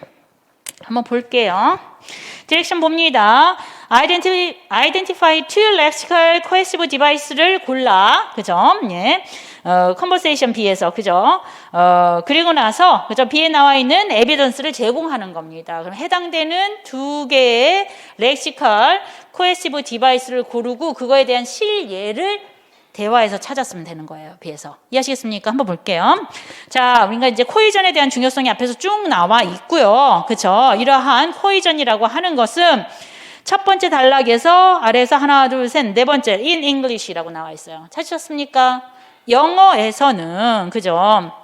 grammatical, cohesive device, reference, substitution, 뭐 ellipsis, 뭐 conjunction 이런 것들이 있죠. 그죠? 이런 것들이 있듯이 실제 using lexical cohesive device도 같이 사용이 된다라는 것입니다. 이해하시겠어요? 그럼 이 얘기는 뭐야? along with 하면 이런 것들이 있듯이 이게 중요해. 렉시칼 코헤시브 디바이스를 이야기하려고 하는 거예요. 이게 다마의 속성이에요. 이해하시겠어요? 그럼 렉시칼 코헤시브 디바이스를 바로 보면서 렉시칼 코헤시브 디바이스가 그동안 빌드업을 공부하면서 어떤 것들이 있었지? 좀 상기를 하면 도움이 됐어요. 이해하시겠습니까? 렉시칼 코헤시브 디바이스도 사용이 되어지는데 대화상에서 어떻게 렉시칼 코헤시브 디바이스라고 하는 것은 이렇게 이제 사용이 되어지는 거예요. 두 번째 줄 여기서부터 이제 언더라인 하는 거죠. 시노님, 안토님, 동의어나 반의어가 사용이 돼서 단어끼리 연결하는 거예요. 렉시칼이니까 단어끼리 연결할 거 아니에요. 문장과 문장 사이에 단어끼리 연결하는 거야. 동의어, 반의어. 그러면 혹시 이러한 렉시칼 코헤시브 디바이스를 사용했다고 한다면 대화 안에서 동의어, 반의어가 있어야지. 없으면 이건 선택하면 안 돼. 그지? 두 번째, repetition of the same content word. 가장 대표적인 거지. 렉시칼 코헤시브 디바이스 중에서. 그치? 그 중요한 콘텐츠 워드가 계속 반복해서 나오는 거야. 그치? 대가이 하면 그놈 해서 그놈이 굉장히 중요한 놈이야. 나한테 어떤 놈인지 잘 모르겠지만. 이해하시겠어요? 그렇게 이제 문장 안에서의 이제 코헤전을 만들어주는 겁니다. 이게 반복. 그죠? 그러면 실제 비에 있는 대화를 보면서 반복된 단어가 있으면 요거 골라줘야 돼. 이해하시겠어요? 그 다음에 이제 세 번째는 뭐야? words exhibiting general specific relation. general specific relation. 요거 이제 알아야 돼. 요거 오고 그 다음에 나와 있는 displaying part, whole relation. 이 두 개가 헷갈려가지고 점수를 놓친 사람들이 좀 있어요. 그죠? general specific relation이라고 하는 것은 어떤 특정한, 이거 뭐라고 얘기해? 데스크라고 얘기하잖아. 그치? 이거 구체적이야. 이게 specific에 해당되는 거야. That kind of things. 이런 것들이 제너럴한 거야. 이해하시겠어요? 제너럴한 것은 특정한 걸 가르치는 게 아니라 그냥 통틀어서 묶어서 이야기하는 것들. 이게 general, specific relation에 해당되는 그런 어휘 간의 관계란 얘기야. 이해하시겠어요? 저희가 빌드업 2에 보면은 리딩 파트에 그렇게 나와 있어. general words에 대한 예시들이 그렇게 나와 있습니다. 이해하시겠어요? 뭐 pencil case 뭐 이런 거 얘기하면서 that kinds of stuff 라고 한다라던가 이런 게 general words에 해당되는 거야. 이해하시겠어요? 그래서 그런 stuff나 things나 이러한 표현들이 어떤 명사를 나타내기 위해서 나왔다라고 한다면 이건 general specific relation에 관련된 그러한 렉시칼 코헤시브 디바이스가 있을 수 있는 거예요. 이해하시겠어요? 반면에 part whole relation이라고 하는 것은 뭐냐면 두 단어가 서로 관련이 있는데 한 단어가 다른 단어에 종속되어 있는 거야. 이해하시겠어요? 예를 들어서 어떤 거야? 이런 거? lily, rose 이런 거 뭐야? 꽃이잖아. 이걸 뭐라고 얘기해? flowers. flower 안에 들어가잖아. 이런 게 part whole relation이야. 이해하시겠어요? 그래서 대화를 쫙 봤더니 뭐야? 얘네들은 what is talking about? 뭐에 대해서 이야기하고 있어? wallpaper에 대해서 이야기하고 있잖아. wallpaper가 2번 반복되어 있어. 그럼 repetition에 해당되는 거지. 그치? 응? The same content words가 반복이 돼 있는 렉시칼 코헤시브 디바이스 하나 찾아줘야 되고 그 다음에 또 위에서 설명한 것이 어떤 게 나와 있어? 키친이 있고 다이닝 테이블이 있잖아. 다이닝 테이블이 무슨 그치? 서재에 들어가 있지는 않을 거 아니야. 그치? 부엌 그 영역에 있는 그런 가구 중에 하나잖아. 이해하시겠어요? 그래서 어떻게? part, whole relation 에 해당되는 렉시칼 디바이스 찾아주고 각각 이 예를 써주시면 되는 겁니다. 이해하시겠어요? 그래서 빌드업을 좀 꼼꼼히 읽었으면 아마 쉽게 찾았을 거야. 그게 뭘 나타내는 건지. 이해하시겠어요? 빌드업에 다 있는 예시거든요. 이해하시겠어요? 그래서 이 부분이 좀 아쉬웠습니다. 7번 봅니다. 야, 대박. 제가 장르 베이스만 연속 작년, 재작년 계속 왜냐면 라이팅 어프로치를 했을 경우에 프로세스와 프로덕트는 낼 만큼 냈어. 더 이상 낼 거 없어. 그리고 제가 내셔널 커리큘럼을 읽어보니까 장르 베이스 라이팅 어프로치에 대한 것들도 많고 그 다음에 이제 교사 연수를 했을 때 네, 다 끝났어요 선생님. 예. 장르 베이스 어프로치에 대한 부분들이 굉장히 연수에서도 많이 다뤘어요. 그래서 제가 작년, 재작년 왜 안 나오지 막 이러더니 드디어 올해 9월에 안 냈더니 나오네. 그지? 그래서 11월에 이제 나왔던 내용들 좀 축약해서, 그리고 이제 장르 베이스 라이팅이 키텀에도 있어요. 그대로 여기에 있는 컨텍스트 컨스트럭션 그대로 나와 있습니다. 그렇죠? 그래서 장르 베이스 라이팅이 이제 출제가 됐고, 장르 베이스라고 하는 것은 이제 특정한 장르, 그죠? 텍스트 안에서 이제 랭귀지가 어떻게 구성이 되어 있는가, 누구를 대상으로 하는가, 그죠? 예? 어떠한 상황 안에서 이제 그 텍스트를 이제 이해하고 받아들일 수 있는가, 뭐 등등등 해서 컨텍스트, 컨텐트, 컨스트럭션에 대한 세 가지 특징들을 액티비티 1과 액티비티 2 안에서 찾아보도록 하는 거예요. 그렇죠? 그래서 액티비티 2를 보면은 뭐예요? 포스터야. 포스터라고 하는 장르는 어떻게 우리가 이제 이해할 수 있을 것인가라고 하는 것이 퀘스천 1번, 2번에서 파악할 수 있는 거지. 그치? 1번 뭐야? 왜 포스터는 항상 그죠? 대문자로 어휘를 이제 사용해야 되는가라고 하는 거. 이해하시겠어요? 레이아웃이 그렇다냐. 대문자 다 눈에 띄게 보여야 되니까, 포스터의 기능상. 그 다음에 이제 두 번째, 왜 풀 센텐스를 사용하지 않는가라고 하는 부분이에요. 랭귀지에 대한 부분들. 이해하시겠습니까? 그래서 요거는 랭귀지와 레이아웃 측면 안에서 이제 관련된 부분이기 때문에 여기에서는 이제 뭐에 관련된 겁니까? 컨스트럭션에 대한 부분들로 이해를 하시면 되겠고, 액티비티 2 같은 경우에 북 리뷰에 대한 부분이에요. 북 리뷰라고 하는 것들에 대한 구성에 대해서, 북 리뷰는 누구를 대상으로 하고 있는가, 그지? 그 다음에 이제 언제 이런 북 리뷰를 사용하는가라고 하는 오디언스와 시츄에이션에 대한 부분들을 가지고 이제 액티비티 2에 대한 파악이 이제 진행되도록 하고 있기 때문에, 오디언스와 시츄에이션이라고 하는 것은 뭐와 관련되어 있습니까? 컨텍스트와 관련되어 있죠. 이해하시겠어요? 그래서 답안은 그죠? 7번 같은 경우에는 그죠? 예. 컨텍스트와 컨스트럭션 두 가지가 있고, 그 근거로 각각 무엇을 나타내는 건지 이 퀘스천에 대한 부분들을 요약해서 쓰시면 되는 겁니다. 이해하시겠습니까? 네, 이렇게 보시고요. 지금 앤드류 선생님 막 너무 들어오고 싶으셔가지고, 자, 10번은 저희가 이제 시간이 많지 않아서 간단하게 포인트만 줄게요. 이것도 이제 어세스먼트, 평가에 대한 부분인데, 선생님의 A 자료가 평가에 대한 기획을 하고 있고, 그 각각의 선생님이 이제 지향하고자 하는 테스트 타입을 갖다가 골라주시면 되는 거예요. 그렇죠? 두 선생님 다 비교급과 최상급을 가르쳤어요. 그래서 이제 첫 번째 선생님 같은 경우에는 어떻게 하고 싶었어? Make a one sentence, 문장을 만들고 싶어 하는 거예요. 그렇죠? 그래서 문장을 이제 비교급 문장을 갖다가 이제 시험으로 연결할 수 있도록 하는 테스트 타입 골라. 그럼 테스트 2에 해당되는 것이죠. 그죠? 그래서 주어진 given target words를 토대로 해가지고서 이제 circled person, 그죠? 그 동그라미 안에 있는 사람들에 대한 것을 make a sentence로 만들어 나가도록 하는 테스트 2가 이 선생님이 이제 디벨롭한 그러한 평가 문항이라고 보여지는 거고요. 그 다음에 민 선생님이 진행하고 있는 평가 문항은 뭐예요? 민 선생님이 진행하고 있는 것은 스토리를 학생들한테 작성하고 싶은 거야. 근데 make a story, 이야기를 왜 만들고 하고 싶은 거지? 선생님은 밑에 두 번째죠. How well the student put sentence together. 그죠? 이야기를 이제 만들기 위해서 어떻게 학생들이 각 문장들을 연결시킬 것인가. 이해하시겠어요?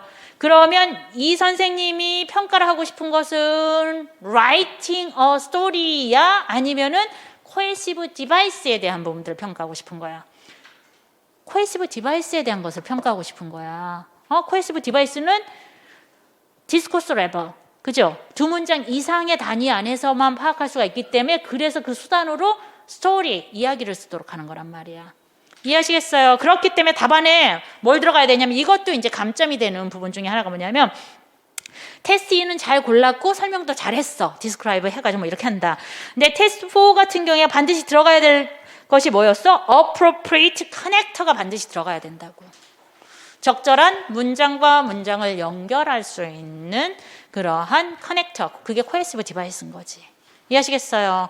그거에 이제 포커스가 맞춰서 평가가 진행이 된다라고 하는 것이 써줘야 된단 말이야. 왜? 항상 B에 있는 데이터는 골라나가는 기준이 뭐라고 그랬어? A에 있는 내용들을 가지고 진행해야 된다고 그랬잖아. A에서 선생님은 분명히 얼마나 우리 학생들이 그죠? 문장들을 서로 잘 연결시킬 수 있을 것인지, 그치? 이러한 부분들에 대한 평가를 하고 싶다고 했으니까 당연히 그 평가에서는 뭐야? 그러한 커넥터, grammatical link, cohesive device 뭐 이런 것들에 대한 부분들을 골라줘야 된다라고 하는 것들이 들어가야 된단 말이에요. 그냥 writing a story 또는 이제 sequential picture를 가지고 이야기를 만든다. 이것만 쓰면은 정답 처리가 안 된다라고 하는 것입니다. 이해하시겠죠? 네. 좋아, 이렇게 보고 마지막이야. 그지? 마지막이야.